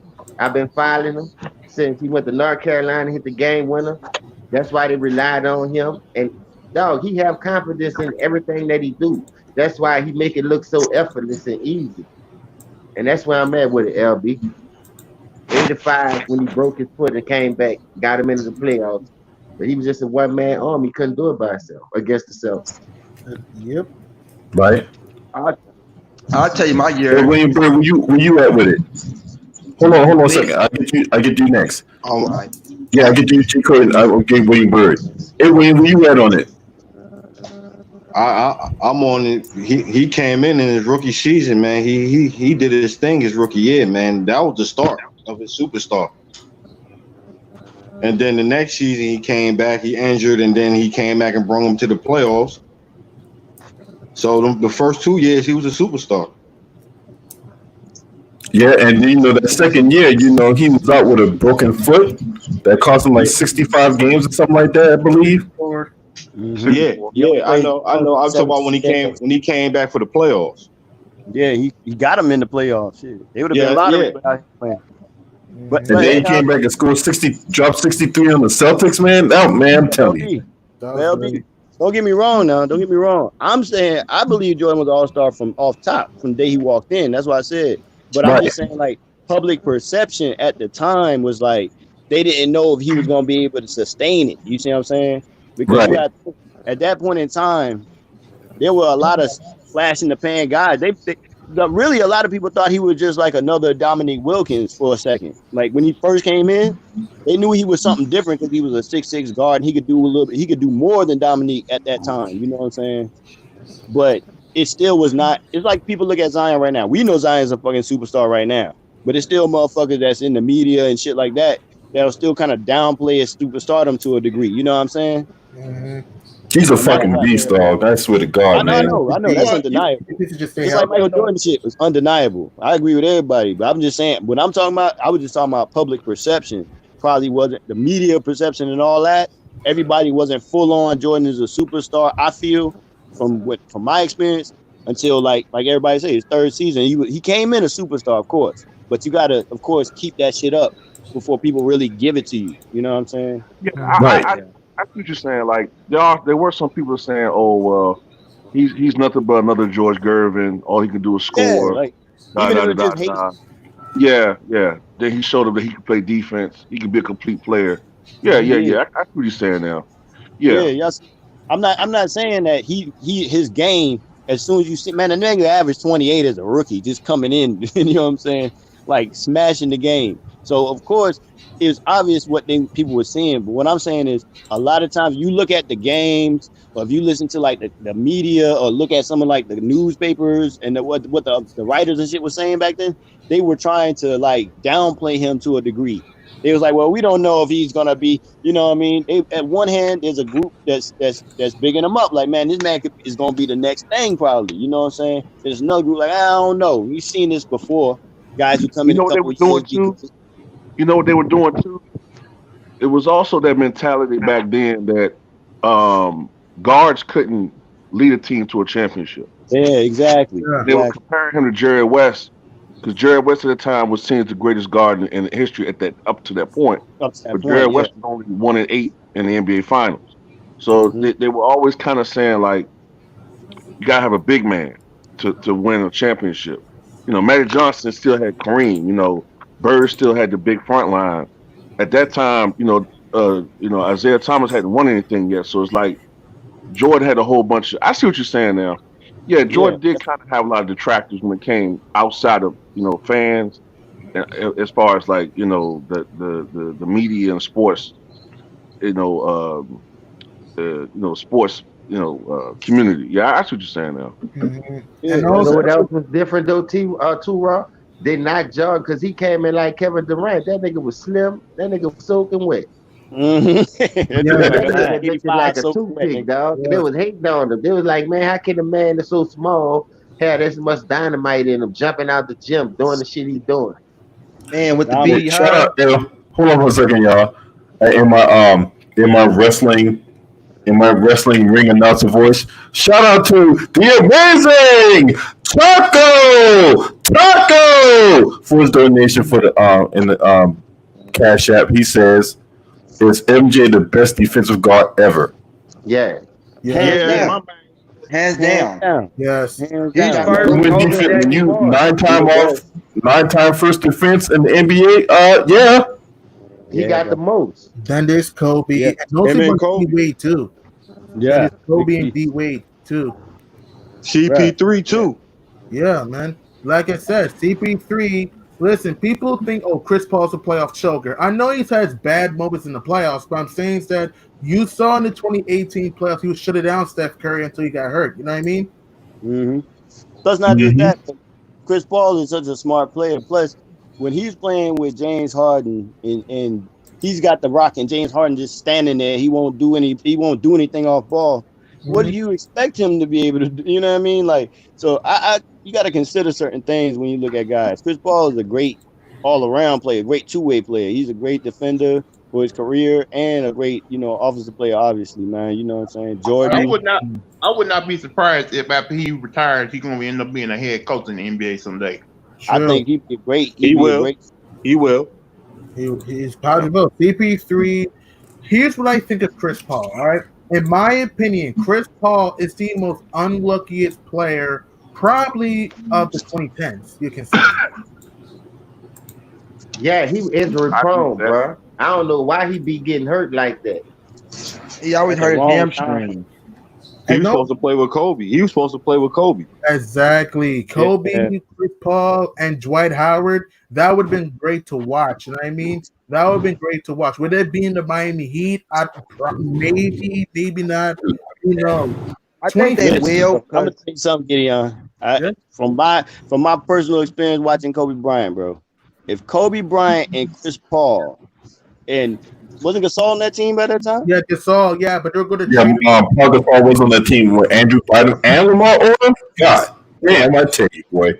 Trust me. Even if they traded Gasol, if they had Chris Paul, prime Chris Paul at that point, and Kobe Bryant, nigga, ain't no way the Heat would beat them niggas, bro. I'm sorry. Yeah, Ain't no way in hell. no, I yeah, you just- do have a point. Kobe is the loved closest thing to CP3. Michael Jordan I've ever seen, bro. And I mean that psychologically too. Kobe gonna get in that man head in the series, bro. That man, I don't think that nigga won no parts of Kobe in no finals. That's why he wasn't tripping when he didn't make it when Orlando beat him. In 2009, like I said, people like to say, "Oh, the Magic were better than the Cavs." No, they were not. They were not better. All right. Orlando went 7 games against a banged-up Boston team with no KG. We can all agree on this. All right. If Garnett was healthy in that playoff run, the Celtics would have beat the Magic. Yeah. Yeah. And it's like this, all right? I felt so bad for Chris Paul, even in 2015, right? If the Clippers don't blow a 3-1 lead to the Rockets, they would have won the championship. I think they would have beat the Warriors in this conference final, and I think they might have beat the Cavs in the finals. What do you think? Hold on. Before we get to that, we got a rat came out of the sewers in Lamont Lane. So here we are, the consummate contrarian, coming out saying the Gilligan's Island cast to the show today. This ain't a basketball show. Yes, this very much is a basketball show. People who actually know the game, unlike you, Bart Simpson. Now, back to our regular scheduled program before we interrupted by a rat. Straight cooning. Tell me about it. What I just said is this, right? I felt if the Clippers did not blow a 3-1 lead to the Rockets in 2015, because remember, the Clippers were up by 19 in Game 6 and lost to Corey Brewer and Josh Smith. So hypothetically, all right, if the Clippers beat the Rockets that year, I think they could beat the Warriors and the Cavs. What do you think? Lob City Clippers. The 2015 Clippers, yeah, the Lob City Clippers. See, that's all for me. I don't know. You said what was the question? I don't know. That Clippers team was loaded though. They was deep. Mm-hmm. Hey, bro, that's what I'm saying. CP3 would have at least contained Curry. Irvin and who that? Kyrie, No, yeah, CP3 would have Blake contained Griffin, Irvin, and but I'm Kevin saying, Love. Kevin Love was out. Remember, Kevin Love didn't play because he got hurt against the Celtics. Shout out to Yeah, so Blake Barack Griffin Obama had in a the field chat. day. hello. Didn't Matt Barnes play? Matt Barnes was on that squad, right? Yeah, he was on that squad. It was Matt Barnes, Chris Paul, Blake Griffin, DeAndre Jordan, J.J. Redick, Jamal Crawford, Austin Rivers, Hedo Turkoglu, Darren Collison, DeAndre Jordan. Yeah. Okay. Well, get in. Yeah. All right. I remember now. Hey, I give you this. I feel like the problem with that team was a lot of the internal issues they used to have with each other. Like J.J. Redick was talking about. But if they beat Houston, that means I'm gonna assume that they had all that shit straight. So there was good chemistry. And if they had good chemistry, then yeah, I think they could beat them. It probably take 7 games, but I think they could probably beat the Warriors of 2015. Yeah, Golden State was still young. They didn't start perfect. You know what I'm saying? They wasn't going in perfect runs anyway. That's why we trying to tell people too. Like there are teams who we can name. Like they might not have 73 wins, but their road to the finals was way easier with better. They had better finals records, better records in the playoffs by the time they got to them finals than the Warriors did. The Warriors had to go through. They're so great, they should have swept them, or they should have won in 5. You know what I'm saying? Are you talking about what do you mean? Are you talking about the Warriors during the 2015 playoff run? Oh yeah, the Warriors were great, but let's look at that 2015 Warriors run. All right, I'm talking about the 73. I'm talking about the 73. The 2016 year. The 73 win year. Like they didn't just run through the playoffs that year. They didn't. Remember, don't forget the Rockets lost in 5, but don't forget Houston should have won Game 2 in that series, okay? And then the Blazers series, right? People forget Portland in Game 2 was up double digits going to the 4th quarter and lost. In Game 4, the Blazers were up by 12 at home in that game and lost. in overtime. In Game 5, the Blazers had opportunities to win in Oracle in Game 5. And really, if you really think about it, if Portland was executing those games, they could have beat Golden State. You know what I mean? And OKC too. Remember, OKC was up 3-1 on Golden State until they end up choking in Game 5, Game 6 and 7. In Game 6, the Thunder were up 13 points in Game 6 and 8 in the fourth quarter and lost by 7. In Game 7, the Thunder were up by 13 again on the road in Game 7 and lost by 8. If OKC just executes and Portland, Golden State would not have made the finals. You know what I mean?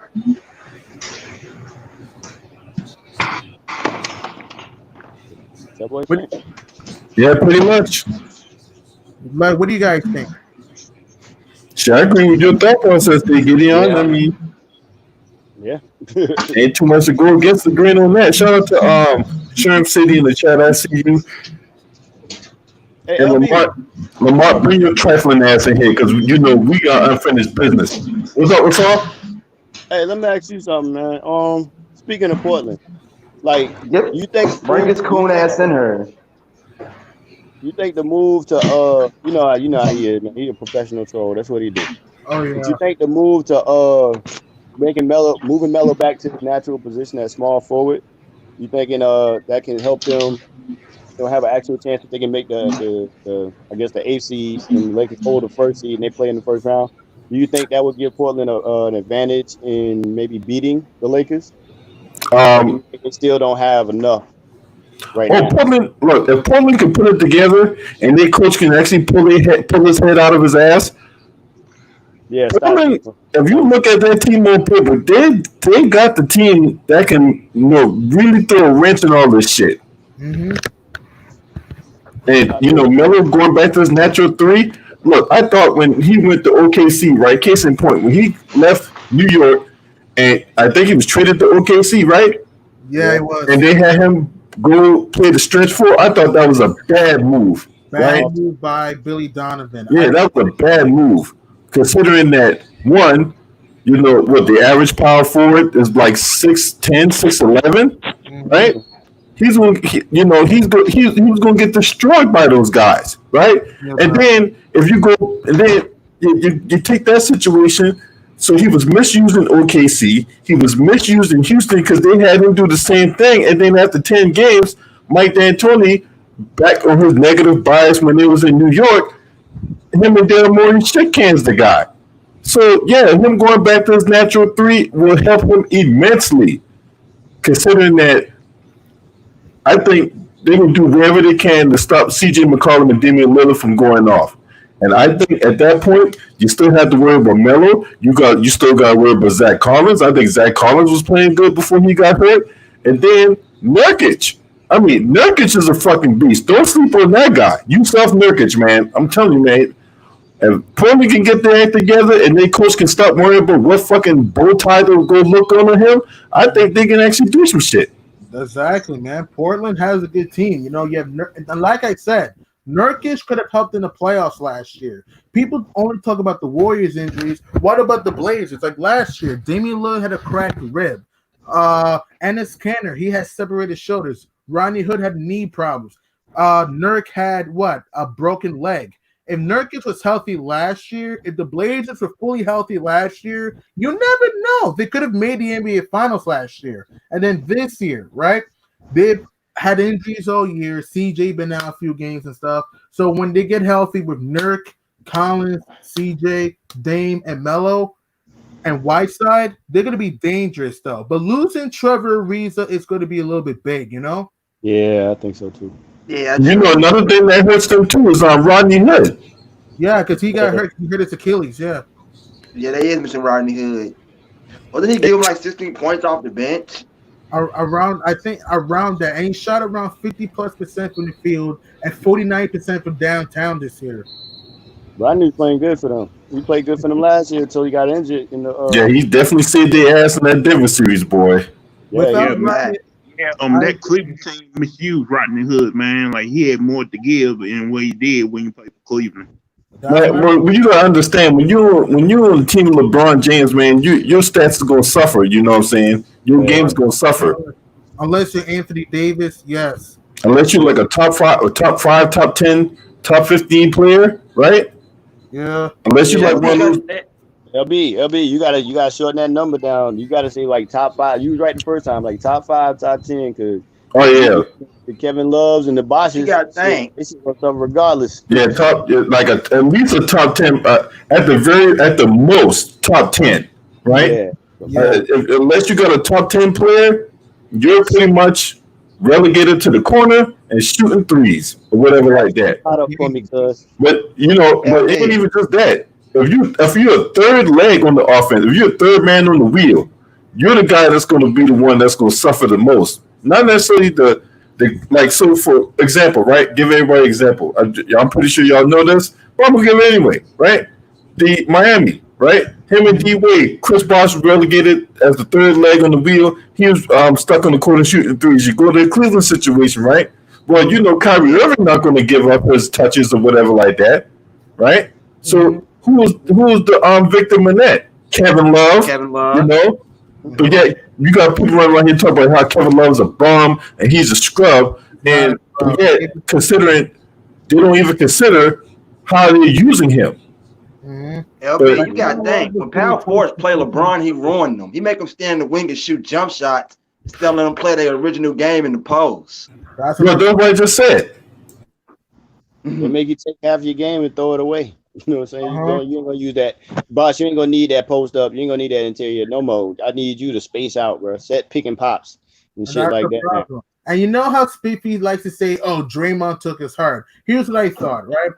Kevin Love gave you 16 points and 11 rebounds, right, in the 2017 finals, and then in the 2018 finals, K Love gave you 19 points and 11 rebounds in that series and gave you 20 points double. How did Draymond take Kevin Love's heart? How?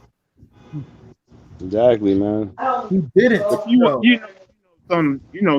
think the reason why LeBron won the guys like that because he saw what the Warriors, how the Warriors him time in the finals. Hey, somebody got a family reunion or something going on. Background noise.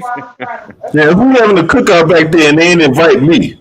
Yeah, I want a hot dog. I want a hamburger. Shit, I want some fucking ribs. Yeah, man. I want some pig's feet. I want some potato salad.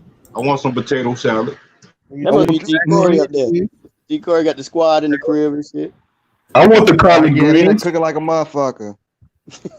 Lou, I done eating. Hey, who got that fried fat back? T. Corey on there. But wait, Lou, you said that when you play with LeBron, you said that he makes you shoot and all that, and he was trying to prepare for the I think the reason why he wanted shooters on the team because he saw what how the Warriors was winning and how they were beating him in the finals. Well, you figure if I get shooters, I can finally get the Warriors. And to me, there was nowhere close to being like the Warriors because one, LeBron teams don't have ball movement like the Warriors do. Two, LeBron is don't want to share the glory with nobody other than himself. I agree. You ain't lying. That's why LeBron wouldn't fit on the Warriors. He can't play without the ball. I agree, man. And don't forget, if LeBron did join Golden State would have to lose Klay Thompson and probably lose Iguodala, Livingston, maybe Draymond might be gone. They have to lose a lot of pieces, man. Yeah, you be building around Steph and LeBron. And KD, Steph and KD. I don't know how that's going to work. You know what I mean? Yeah, but you know what? That's the thing about LeBron too, man. That this is a reason why when James say he's a role player, I understand exactly what James means. And when other people try, like for me, when I look at LeBron, if I look at him and compare him to just throw anybody out, it don't even got to be Jordan. If I throw Kobe out there, right? No, there are definite games where Kobe is playing with the guy who's arguably the most dominant player ever to step on the damn court in Shaquille, right? Even though Shaq only has one MVP, just like Kobe only has one MVP, we know Shaq is like one of the most dominant niggas. He might be an underachiever to most people. To me, I feel like he kind of underachieved for his dominance. You know what I'm saying? But I'm still give him his credit as being what he is, right? There are definite series where Kobe was the nigga outscoring Shaq. Pretty You know much. what I'm saying? Plenty of times. Like But in the reason why 2000, Shaq is gonna get the credit for with the Finals MVPs is because when they played the teams they played, their obvious advantage was in the post. You know what I'm saying? Mhm. They had Shaq, the most dominant big man, going against like Philly. You know what I'm saying? Yeah. With old Dikembe and Matt Iker and shit. Okay. Oh, and we gotta stop Iverson. We gotta neutralize Iverson, or at least slow him down. And we got Kobe. So they're gonna kind of nullify each other, and Shaq gonna dominate, so we can win. You know what I'm saying? Yeah, Same man. other guys like that. That's something that shows you how great Kobe was to even sacrifice instead of being in the finals. Like, man, fuck it, I'm chucking my shots. I don't get. You know I'm what not I'm gonna lie, Star. This is my expectation. Like LeBron's great, but for me, he underachieved in my eyes. He's supposed to be greater than what he is. Looking at his talent. You can make a case, yes. You really I- can make a case. I agree. That's the thing about it. Like, that's what I'm saying. Like, when you look at his career, bro, he got 3 championships, but there are things you can take away from him where you could be like, well, if not for this lucky rebound and this lucky shot while Tim Duncan's on the bench, he doesn't get that one. And if not for the fact that he passed the ball to Kyrie in an ISO situation, not an assist, he didn't even get a game-winning assist off of that play. You see what I'm saying? Like, and then when you look at other plays, like, man, they always say he makes the right play, but I always ask people, well, how many game-winning assists does LeBron have? You know, how many times do you think he's right? Hey, that, oh man, that's how you put the ether to that ass, boy. And Yes, and they can't answer the question. And I'm sorry for interrupting you. In Game 3 versus the Warriors, right, 2017, right, when the Cavs were up by 2, didn't LeBron pass the ball to Kyle Korver for a 3? So did. It's like I'm like it too. If you gonna I was get pissed. I said, "What the fuck is you doing?" Exactly. I'm like this. If you don't get a tattoo calling yourself the chosen one, then show that shit on the court. Then show it. I ain't gonna lie. LeBron put pressure on himself. He did. Salute to the best fighter in the chat room, man. I appreciate you, man, for taking time out your day, homie. Now, go ahead, continue. I'm just saying, like, I agree with that statement completely, Lou, and see. But the thing is, NG. But the thing is this, though. The man put the pressure on himself. Now, let's say LeBron, who did all this shit, called himself the chosen one, the king, and all that shit. But instead of failing, he actually succeeded, bro. Like, I would have no argument with this nigga. I wouldn't have no problems with him. I wouldn't give him no criticism. I would be sitting there like, bro, I would be calling the nigga probably the GOAT. I'd be like, he at least number 2. Yeah. God damn, Really, you can't really say nothing because he called himself the chosen one, the king, and went out there and did his thing. You gotta just shut the fuck up when he does that. That's the problem. When it's Kobe or Jordan, never said they was the chosen one, the king, or stuff like that. They went on the court and proved it. They always other people say it for them. The players they play against say it for them. You know what I'm saying? That's crazy. Like, you don't even see people really give. You see niggas give like LeBron little side compliments when the media asks them about him, but you don't really see a lot of people who genuinely you be like, damn, that nigga really think LeBron is better than him. You know what's funny? I'm gonna say it is when Jordan and Kobe step on the court, players fear them. Players don't fear LeBron James to me. I agree. They don't. Unless you're the Toronto Raptors with DeRozan. Unless you're them. He had DeRozan, he had DeRozan and Kyle Lowry hard, but that's it, man. KD don't fear him. Kawhi don't fear him. Kawhi be going at this nigga like that's his mission in life right now. Like, I just want to make you look bad as I can make you look every time I get a chance. Like, I ain't gonna lie, KD be making them look silly. Man, KD had to make slime slow. He gonna go at somebody and not even say a word to you. He's gonna his game speak for itself. Man, that nigga's a robot. Kawhi is a robot. He doesn't talk. He just plays his game. You know what I mean? And people who try to use, the Warriors were injured. That really annoyed me so much. Remember, Dreaded last night said, the only reason why Kawhi won because the Warriors were injured. It's like, why does Kawhi need to have an asterisk for his championships, but the Warriors or LeBron's titles or et cetera don't need an asterisk? You know what I mean? Was the same nigga who said Magic Johnson was a bum? Hey, this the You thing. a Laker fan? You all know their fucking dreaded hot takes are dreadful, okay? Oh, they're horrible. Facts. They're embarrassing. He said James Harden's better than KD, which is bullshit. He said Kyrie's a bum, D Wade's a bum, Magic Johnson, Man, Lonzo Yeah, Ball. like I say, those cockroaches won't dare bring that shit on my channel, man. You know what I'm saying? Because they get shown the door. I'm not tolerating that bullshit on my channel. Like yeah, right that was now, idiotic. like right now, you're dealing with kids who started watching LeBron, who started watching basketball in 2003. Yeah. Didn't watch. CJ, Spiffy, all of Marin, all y'all know is LeBron. Y'all don't even know the history. How can you talk basketball and you don't know the history? That's what I'm I'm saying. gonna tell you what's even worse than that with some of these niggas. What they do know about the damn actual superstar niggas, they saw like the back of their prime. You know what I'm saying? It's Facts. like a lot of these niggas saw Kobe post Achilles and shit. That's when they really was paying attention to the nigga.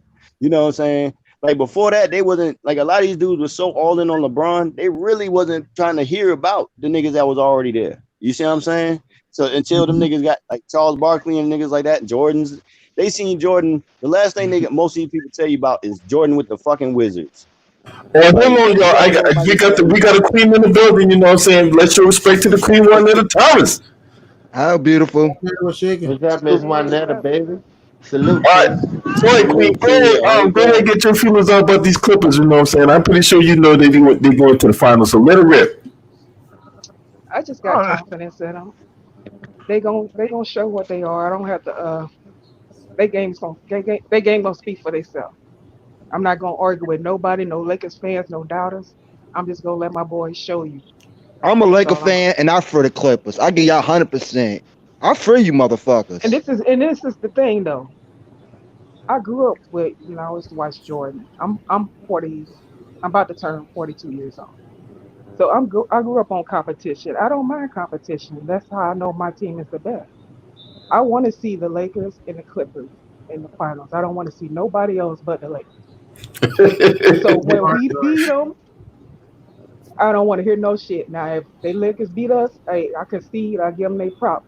But I just want to see a good playoffs. I don't want to see no cheating on neither side. I want to see Titans going I'm at it. not gonna lie. If the Clippers beat the Lakers, I'm not as a Hey, hold Lakers on, fan. I'm not gonna be bro. mad. I got questions for Miss Juanetta Thomas. You know what I'm saying? This is her first time in here.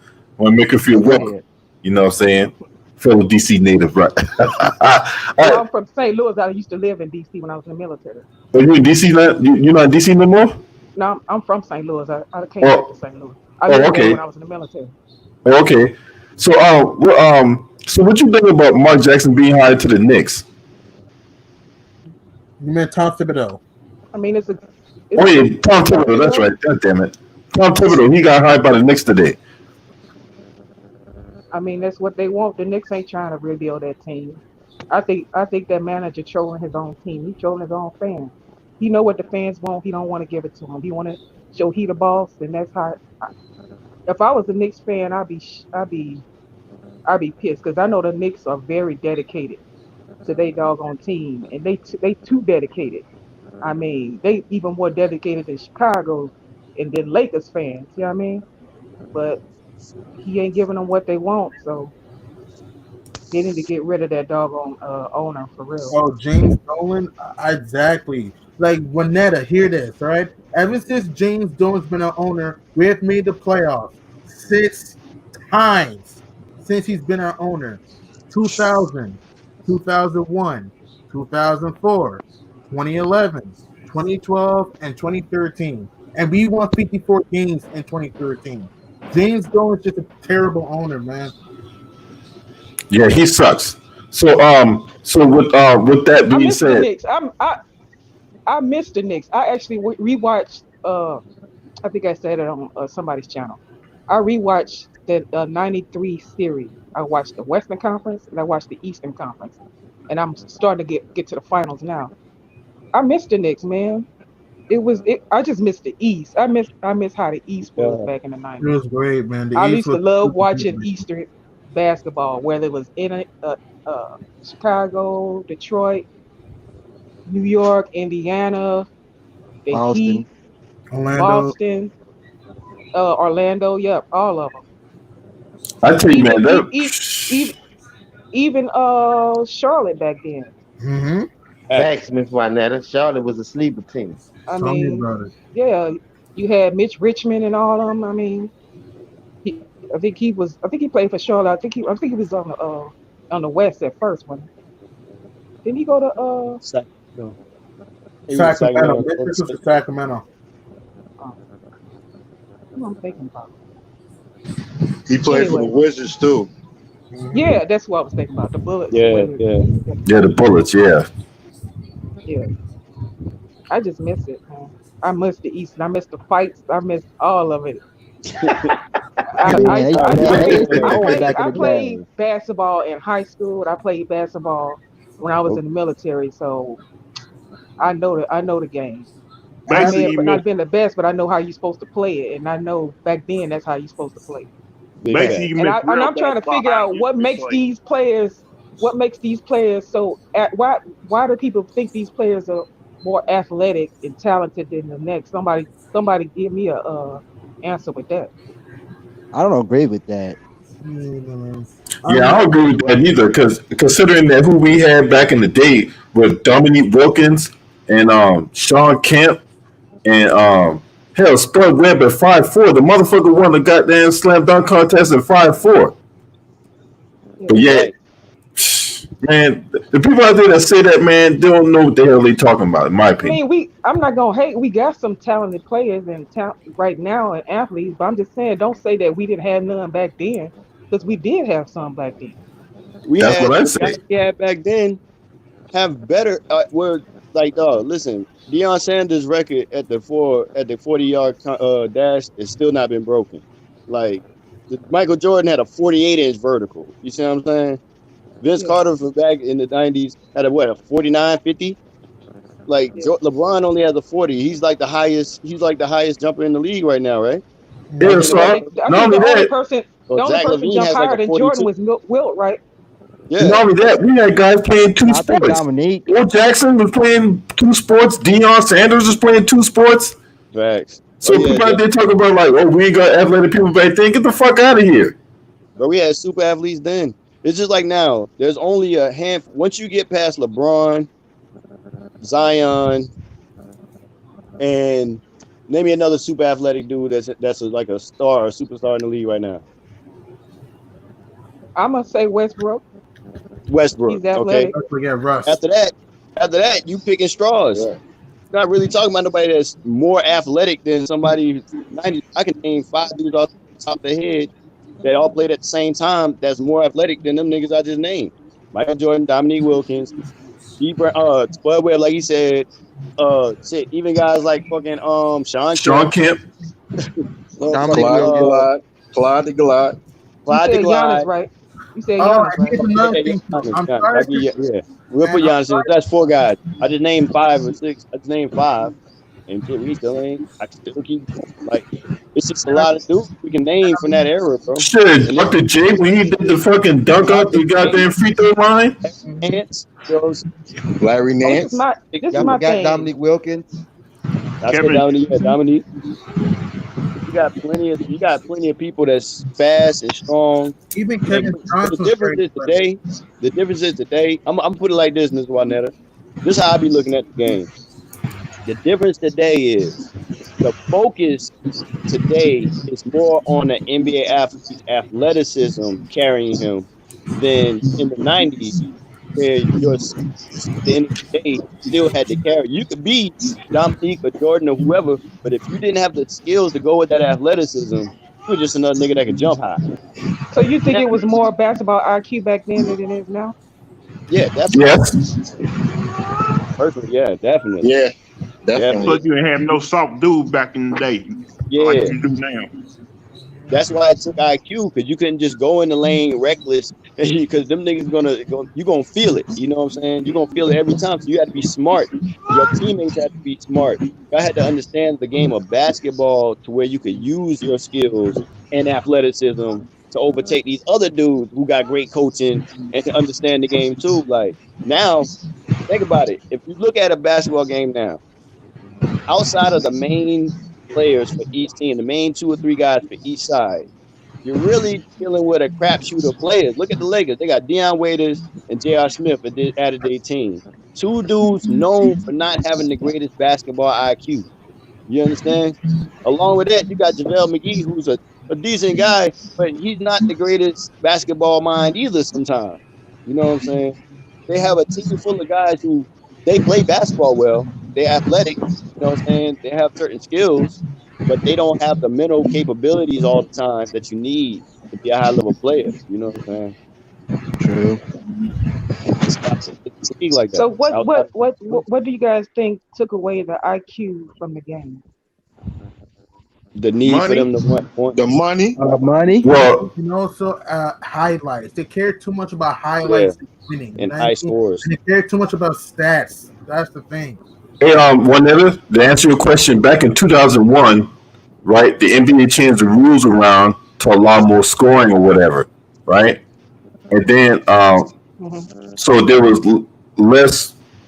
The whole idea was to like the guy said, make money, bring people to the game or whatnot. You know, a high scoring game that's like 130 to 127 is more entertaining than a 67, 65 game, right? So that was pretty much the whole genesis towards it. And then you also had a lot of guys that brought a Euro style approach to the game here in the States, where more emphasis was on tall players shooting threes and and spacing the floor. Because remember back in 2000, I think when Mike D'Antoni got hired, 2005 to the Phoenix Suns. Yeah. I think so. Yeah. I think it was like 05 or something like that. He brought that run and gun 7 second or less to the NBA, and you had a lot of people that adopted that. Matter of fact, coaches that coach under D'Antoni went to other teams and adopted that playing style. So that's part of it. That's a big part of it. And at the end of the day, like when you have this, the thing, everything is gonna go in a cycle. Because this is the same thing that happened in I think it was the 70s, wasn't it? LB, where they were scoring like 120 points a game, certain teams, and they had this. That's when they started implementing tougher defense throughout the 80s, and they started making it where you could hand check up into 94. You know what I'm saying? Once they started taking now, if you look at players, when I look at highlights now. If you look at James Harden at the top of the key, next time, don't even look at James Harden. Look at the man that's defending James Harden. And look at how much feet you can estimate he is away from him to begin with. Yeah. Then go look at a highlight of Kobe back in the early 2000s or Michael Jordan, or Clyde or anybody playing in the 90s. At the same top of the key with the ball in their hand, about to do a move on somebody. And watch how close that defender is to them. Like they don't have 89 TV. Yeah, I told you the next we gonna do this motherfucking shit. 89 TV. Now go ahead, Juanita. When y'all just seen the recent scrimmages, right? And because of the Last Dance and all that, I've noticed that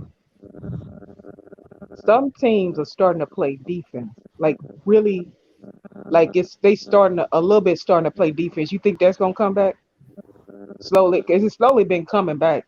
Teams playing D. Who knows? Hopefully, but I don't know if the NBA is going to change the rules to allow teams to hand check. You know what I mean? Because you can't hand check anymore. So that's why I think they let the right player do it, like a LeBron and Kawhi and all them. They'll probably look the other way, especially this time around. This is a experiment bubble. They could probably get away with doing a lot now. They probably let them get away with murder. I agree. You'll never know if it's the time to start implementing. I would pick now. I would agree. Get them ratings in there. They would probably let superstars going to slide with certain things defensively. But the problem is they implemented a rule. I think it was either this season or last season, whereas it's called you can't impede the ball handler's motion forward. So how before, if you're guarding me and I try to drive, to the basket, on your right side, you're going to try to cut me off by sliding to that side before I can get there to make me change direction, right? Or hold up. That's what Okay, Scottie Pippen used to be good at doing that a lot. exactly. And just like Dennis Rodman, if he could time it so perfect that he could get a charge call on somebody with it, you know what I'm saying? He'd get over there right before you get there, set up and everything, and get the charge call right in the middle of your movement. Right? You can't even really do that no more. You can't even guard a dude's hip with your body like you used to be able to where you can kind of seal him off or drive him towards the help anymore. So if I got the ball now and we in the NBA, once I start my move and I get basically head to head with you, you got to let me go. That's why See, I you will think see that's you'll see that a lot. Watch the next time you watch one of the scrimmages. Notice how if any ball player, if they get the ball and they start to drive to the basket, and that guy doesn't get over like immediately to make him change direction, he's got to let him. You're gonna see him move his feet and open up and kind of let that nigga go to the basket. Watch it. You'll see for yourself. Yeah, I man. mean, officials just need to officiate right. Yeah, you can let them play hard D without being the boys Pistons out there. I mean, you could still do That's the something. I rules, though. mean, That's how they Yeah, changed the facts, rules. facts, right now. I agree with you on that. Yeah, Don't I be agree like the too. bad boy Piston, but they took too much physicality out the game. They took all of it yeah, out. Yeah. Now they got guys who you know how like on a I break. You I know how get on a tired. break. Oh I my get bad, Luke. Go tired ahead. seeing. I get tired seeing a game where they're shooting a million free throws and a million 3-point shots. Tell I me get about tired. yeah, exactly. That's what taking me out, man. I'm like, I'm not really watching basketball. it. Kind That's of why gets me after a while. Yeah. And again, back to the bad boy Pistons. In my opinion, bad boy Pistons were trying to commit murder. Every time you try to go to the paint, you will get the head chop off. They're either put you on your back or on your ass. You know what I mean? You can barely score on the bad boy Pistons though. And to me, I want to ask you a quick question. I just want to ask you, who do you think is the most hated team of all time, in your opinion? The bad boys. You think they're more hated They than the was big? they more hated than who? No, I'm saying, who do you think is the most hated team ever? The bad boys was the most hated. I mean, they was the most hated. The only people that liked the bad boys was Detroit. The Celtics, That's big facts. Boston That's hated big facts. them. Chicago, LA, Yeah, we hated them almost boys. every Eastern team can stand the Pistons. And Portland didn't like their ass because how they did them in the playoffs. That is true. But you think they're more hated than the Big Three Heat and the KD Warriors? Yeah. Yeah, I think on an Yeah, all time level, yeah. yeah, because reason why I'm saying they was more hated because they tried to harm their each team's star player. Mm-hmm. Yeah, people had genuine hate for them boys. That's Even like back then, I was a fan of LeBron. Tell you the truth, back then I was a fan of LeBron. I rooted for LeBron when he was with the Heat, and I rooted and mostly for Dwayne Wade because I like what he did in 2006 when he won that championship. But because of Dwayne Wade, I rooted for LeBron, and I rooted for LeBron for 2016 because he did it for his city and what up and all that. But all that extra shit he do, I can't stand for that. He kind of turned me off. But I rooted for LeBron. Now I rooted for selfish reasons because I didn't want the Warriors to beat my Chicago Bulls record while winning the Yeah, I'm with chip you on that one. also. So I'm not gonna even lie. That's one of the reasons. But I was emotional when LeBron did it for his city. But I'm not with it. I don't like how he got the media treating Kawhi. I don't like how they make Kyrie the villain when I know what he did with him in them playoffs. As I seen the playoffs in 2016. I don't Hmm. like how he doing with KD. Well, KD basically did the same thing LeBron did, and they crucified him for doing it. I told him. I mean, Facts. but you not speaking up for these people. You letting these people talk good bad about your fellow players. Y'all so-called say y'all a fraternity, but you sure don't act like it when it's they bigging up you. But you want people to be around your corner, rally around you. But when have you rallied around another player? That's big facts. Hey, I That's why I'm mean, like. it's been people who rallied around LeBron. But then when you gonna rally, when you gonna do the same for your fellow player? That's why I'm like, that's why I can't get with him like that. I don't like the way he did Kawhi. I don't like the way they treat my Clippers. I mean, yeah, they never won, but hey, Chicago never won until Michael got there. He eventually won the championship. Toronto Clippers won got a before. great shot, It's boy. coming. You So know I it's coming, mean, man. just They because my you pick. never won a chip, don't mean your organization don't mean you ain't gonna be the first team to bring it to them. Yeah, that's And just big because fact. you used to have a championship, mean you gonna win another one anytime soon. Because Facts. in the Yeah, end, those were two different teams. The Showtime Lakers and the Kobe and Shaq Lakers, and the Minneapolis Lakers. Those was three different teams. You can't judge your team because just because you are a Lakers uniform and say, all right, you're gonna be just like them. Hey, LeBron You ain't have to even gonna prove it. be. You have to prove it in the playoffs. You have to prove it. And I put that on my Clippers too. They have to prove it.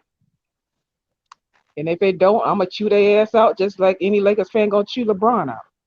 Well, if they lose, I'm a Laker fan, but I don't give a damn about LeBron. I'm Kobe Bryant. I'm gonna I ain't chew even want Kawhi. LeBron on the I'm gonna chew Lakers. Kawhi out because of all that doggone load management. I know he got a ailment or whatever. Because sometimes I think he be milking that shit. I'm not. I ain't gonna lie. Sometimes I'm like Kawhi, you should be playing a little bit harder than what you are. You can't just play for the finals all the time. You have to play for the regular season too. Hey, but you know what? The Clippers been playing possum all season, man. They ain't Kawhi ain't worrying about playing super hard right now Yeah, because he know they probably you are, about but to. but at the same time, you can't let that backfire. That could backfire on them also. Yeah, I mean, but like I said, bro, like with the changes to defense, the Clippers is one team Hmm. who they can play within the way the rules has changed Hmm. defensively because they got Paul George and Kawhi. Yeah. And bro, in the NBA, bro, if you could shut down two players on the other team or slow them down enough, and the other guys do their job, you can beat people. You can win. And they got two exceptional defenders. You know what I'm saying? Plus, they got a great coach with Doc Rivers, and they got Do they y'all got think that the they can deepest beat the team in dog? the league Do right y'all now. To think me, they can beat the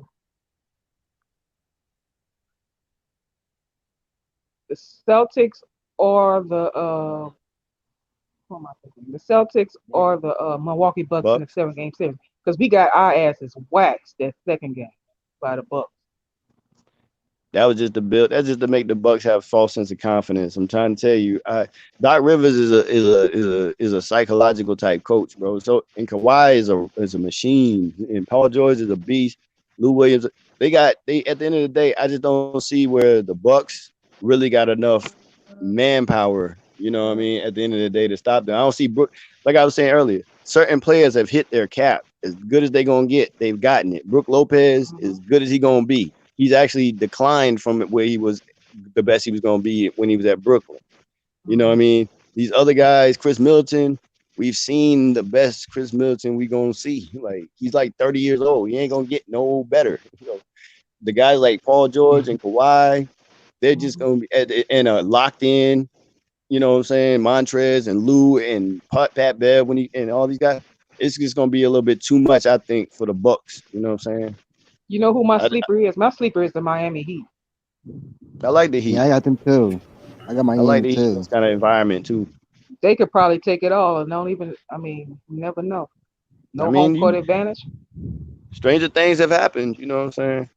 And I know Facts. Jimmy gonna come to play, but I just feel like the Clippers this their year. Like even before this whole thing, like the beginning of the year, they was my choice. They was I my had my Clippers pick for the too. championship. If they So win, it'd be good. But I think it kind of sucks because it's still gonna be an asterisk, man. I mean, even if no matter who wins, yeah, well, I mean, as long as that's the case, that means it's fair for everybody. Then shit, say that means they it'll need be to fair for win the everybody. next one. I know that. So it won't be an Yeah, asterisk on that one. They yeah, win this one. I like prove it. Prove to do the number two. I mean, we make it the what's that 2P? yeah. You got to repeat at least, bro. Now, what do y'all feel about what I think was Cap what he said? What Colin Cowherd said? if Kawhi wins this championship, he'll be a top 10 or top 5.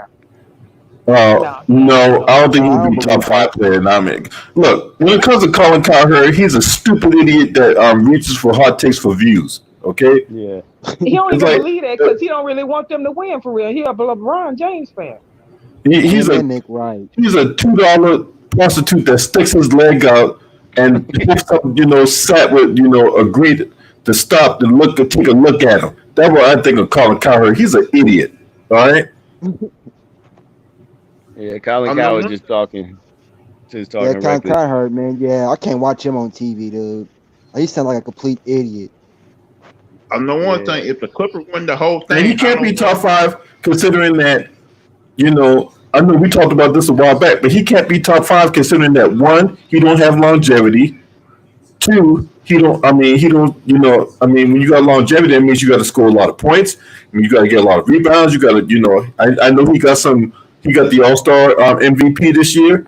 I know he won like 2 Defensive Player of the Year. Should have been 3, right? He already got 2 NBA championships with 2 different teams. But I think what's missing from that is the longevity portion of it. What's missing is he Yeah. needs to win at least, to me, at least 2 regular season MVPs, and he needs to get at least above the 4,500 mark with his career points But to see, that's even the be thing. considered to be in that league. But that's the thing, Juanetta. We all know that the MVP is subjective. There's a lot of media members that's on these panels like ESPN, Fox Sports One, and all that. But he They but have he a got they he got right they got a right to vote. No, right.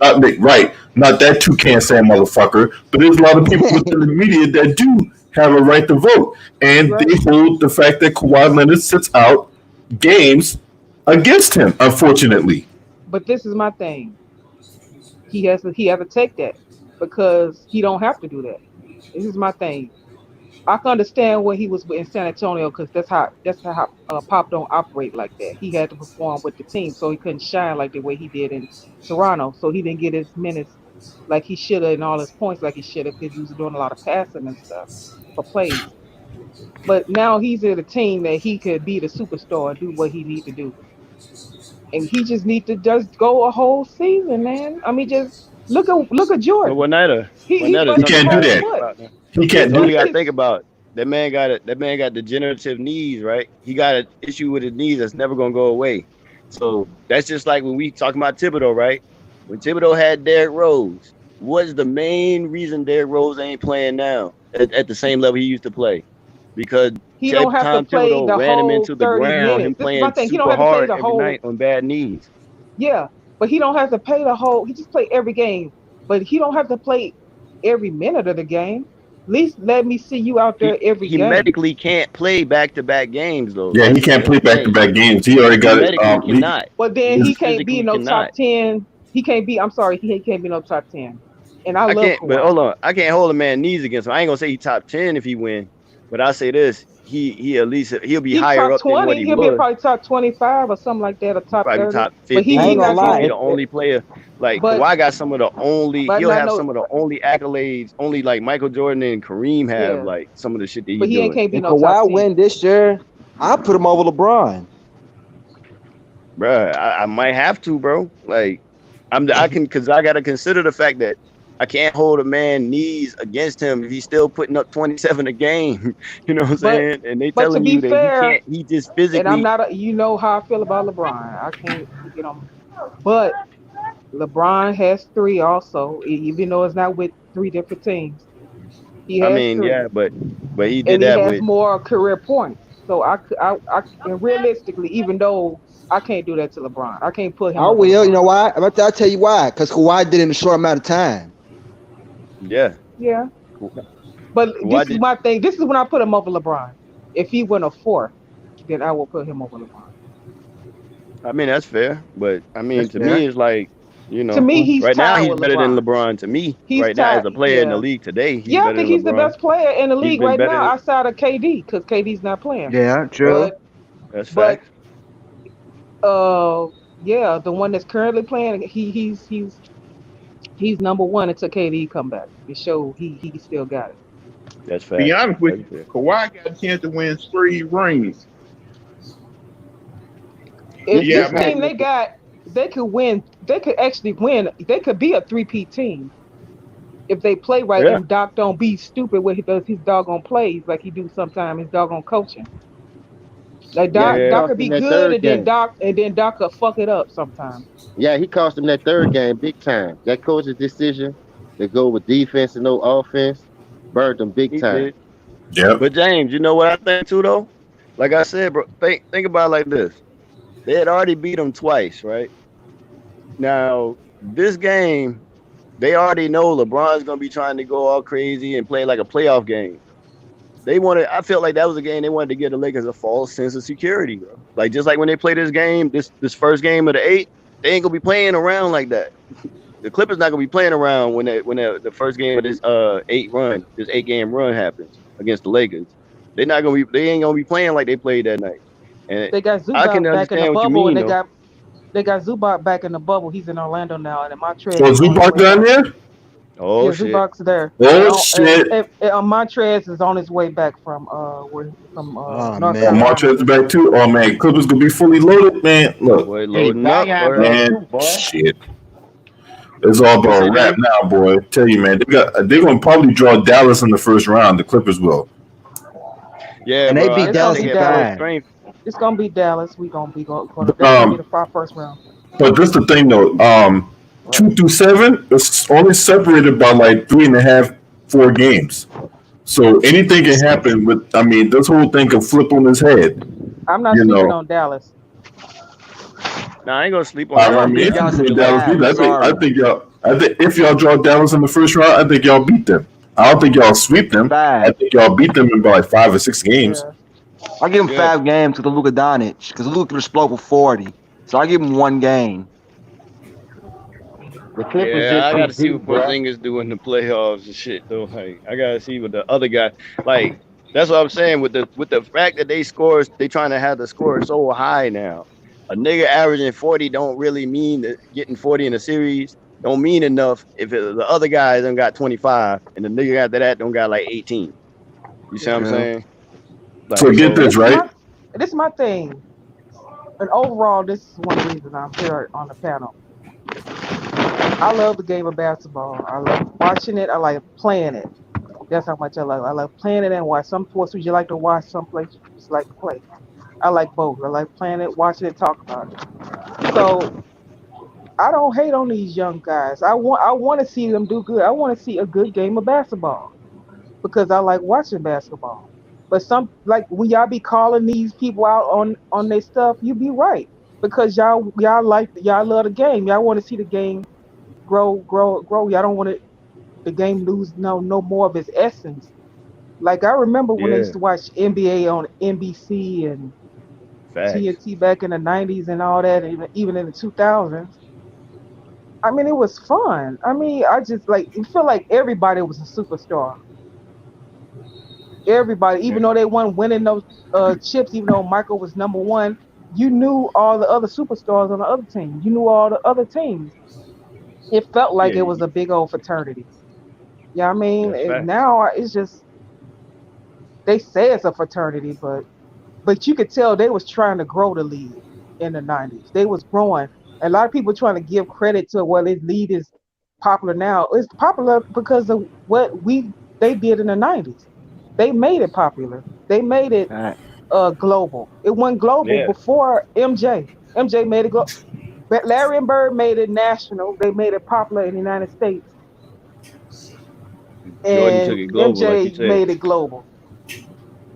Yeah.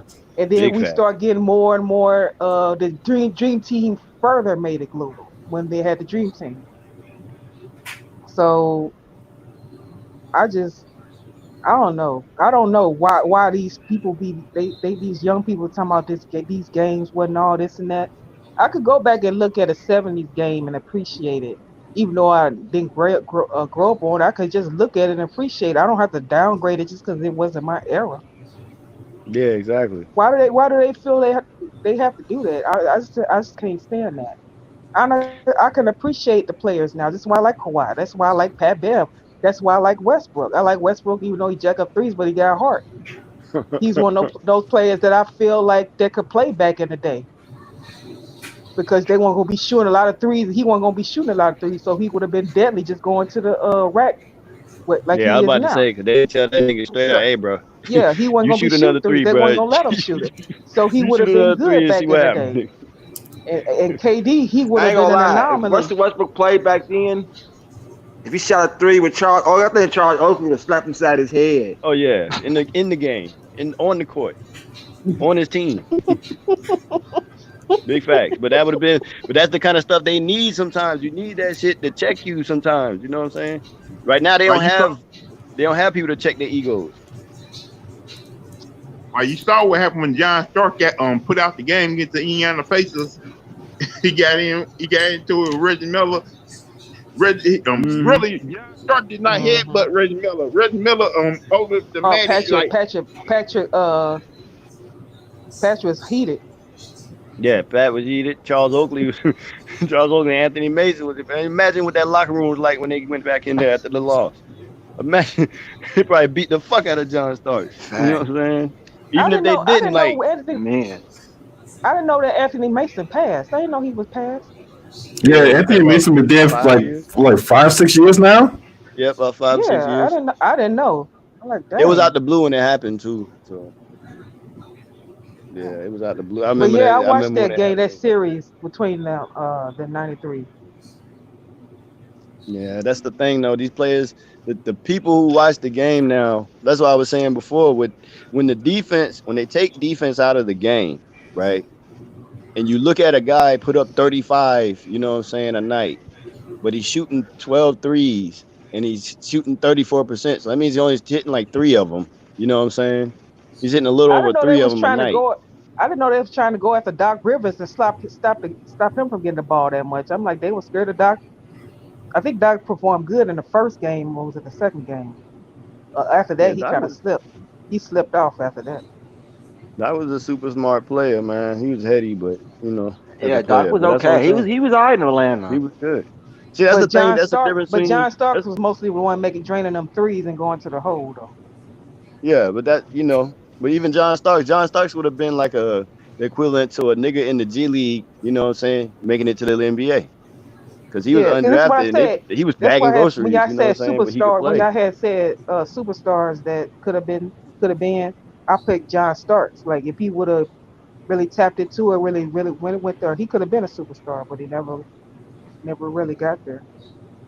John Starks had the basketball IQ of Russell Westbrook today. True. See what I'm you talking saying? about somebody He's a like on Nick. I didn't like him. He's too he was much a of a hothead hothead. back then. Yeah, he He's was a too much of hothead. a hothead. Yeah. He played with too much That's what emotion. Russell Westbrook is. Yeah, he played with too much emotion sometimes. He lets his emotion get the best of him and he make bad decisions. Like, I ain't What's gonna that lie. If dude? I'm on the team with Russell Westbrook and that nigga go shoot one of them threes, bro, I'm gonna take the ball from him, I'm gonna smack him side his head. Say, bro, Word, like, you bro, doing what too the much. fuck? Yo, What's that? listen. That dude Smith. He was a good person on the Knicks team. The one that Charles was Smith. slapping the ball out himself. Yeah, Charles Smith. Yeah. he was giving them numbers too.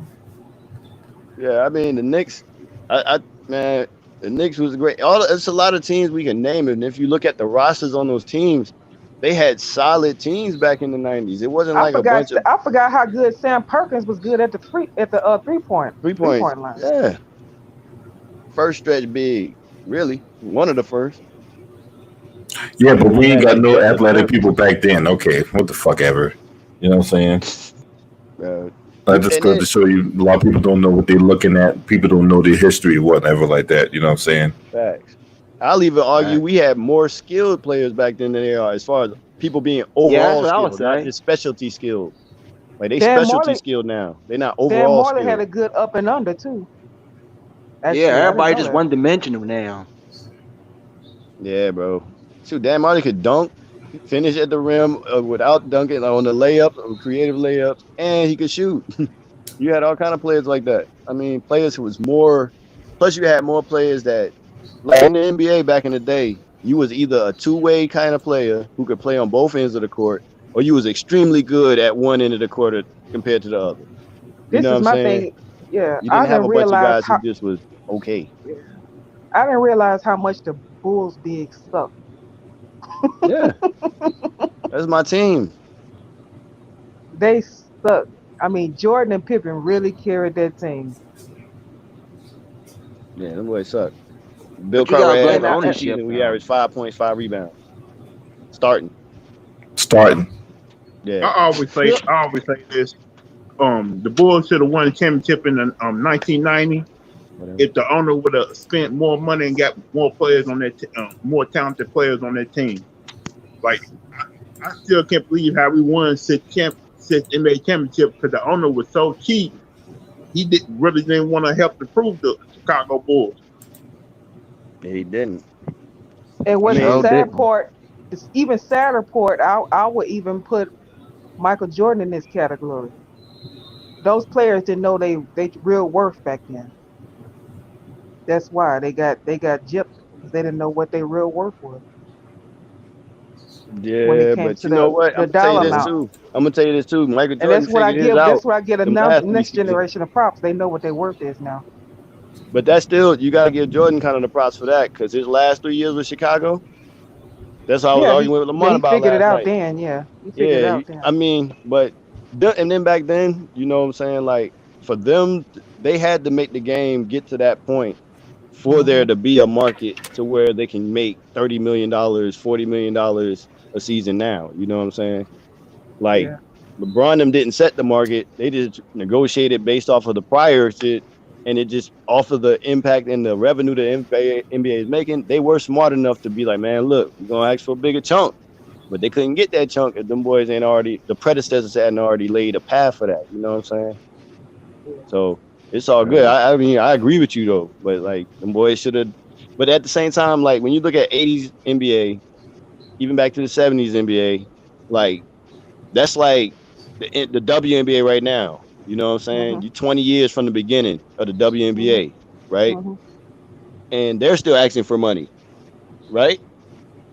So it's gonna be another 20 years before they even start to see like real contracts like we talking about right now. So Yeah. this is kind of like the natural progression of things. What year they in right now? Like their 20th season. They started in what, 99, right? And when did the NBA start in the 50s? Right. The NBA started in 50s, 1951, Yeah. something like that. You know what I'm So they're in saying? the So they're in the 70s right now. The NBA 70s yeah, right now. they in the NBA 70s right now, exactly. So by the 90s, think about it, by the 90s, Michael Jordan was making like league minimum, but that was based off his rookie scale contract, which how they did the rookies contracts back then. Rookies didn't really make that much. You had to work through that contract and then get to your next one. But them niggas was Yeah. getting 5 to 8 to 10 year contracts. Like how Magic Johnson had a 25-year, $25 million contract. Back Hmm. in '79, that's a lot of money to somebody. Yeah. But nobody would sign that contract now in the NBA. You know what I'm saying? I think it was it Two Rolf who said that some of them 60s players they had second jobs outside of Yeah, they working did in the because NBA. Yeah. they wasn't getting paid enough. It wasn't because they couldn't play at a certain level. Is they weren't getting paid enough. Yeah. You know what I'm saying? Well, I'm They not was getting mad Shout out at paid to these like Al players. Ken in the $30 million. building. I'm not mad at these players getting what they worth because I No, mean no, I no, think not at all. black folks been underpaid well since we got here. I don't want to hear No, that Yeah, I get agree every underpaid with him. penny. athlete stuff. I don't want to hear that Get every overpaid penny. athlete, even if they trash, even though Draymond he is.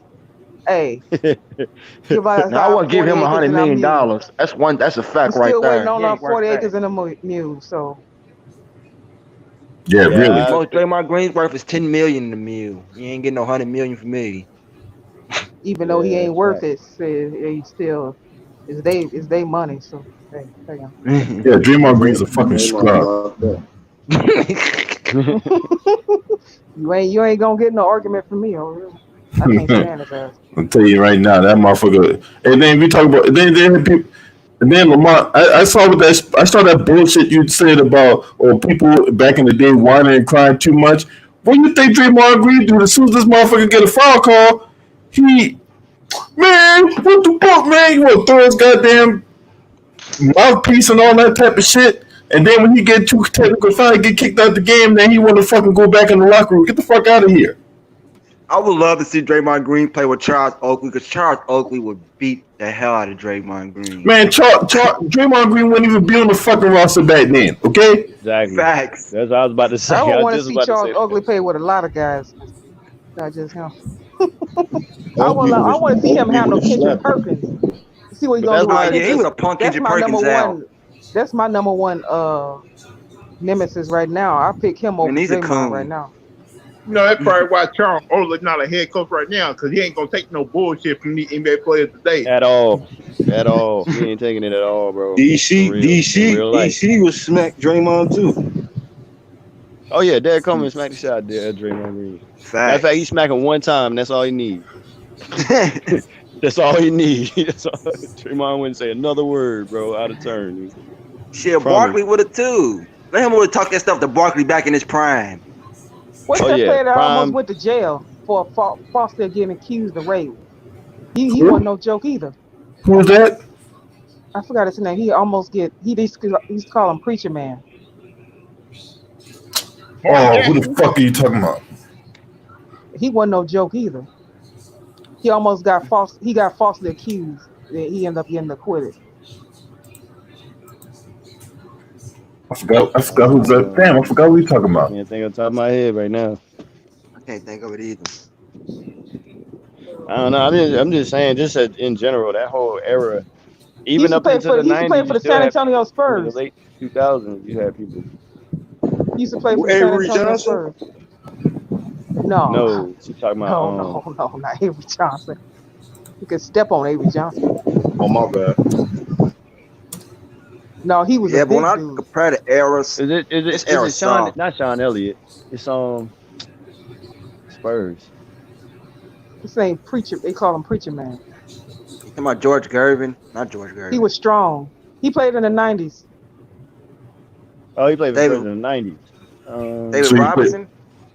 No. Nah, David I know Robinson never David caught no Robinson. charges. David Robinson, hell no. What's his name? Mate, no. Alvin Robinson. Alvin Robinson. Oh, Alvin Robertson. He wasn't no joke either. Oh no, Alvin Robinson was a beast. You talking about Alvin Robinson that used to play for the Bucks first, right? He played for the Yeah. Bucks before he you played for talking the about Spurs, right? Terry Cummings? Alvin No, Robinson. she said No, you're talking about Alvin Robinson. yeah. He was falsely accused of assault, sexual assault, or whatnot. Oh, Yeah, okay. yeah. I know you talking. I know Alvin Robinson. Okay, my bad. Yeah, that's Yeah. bullshit. Hey, look. That's Hey, you know some what's crazy bullshit. too? You know what's crazy too?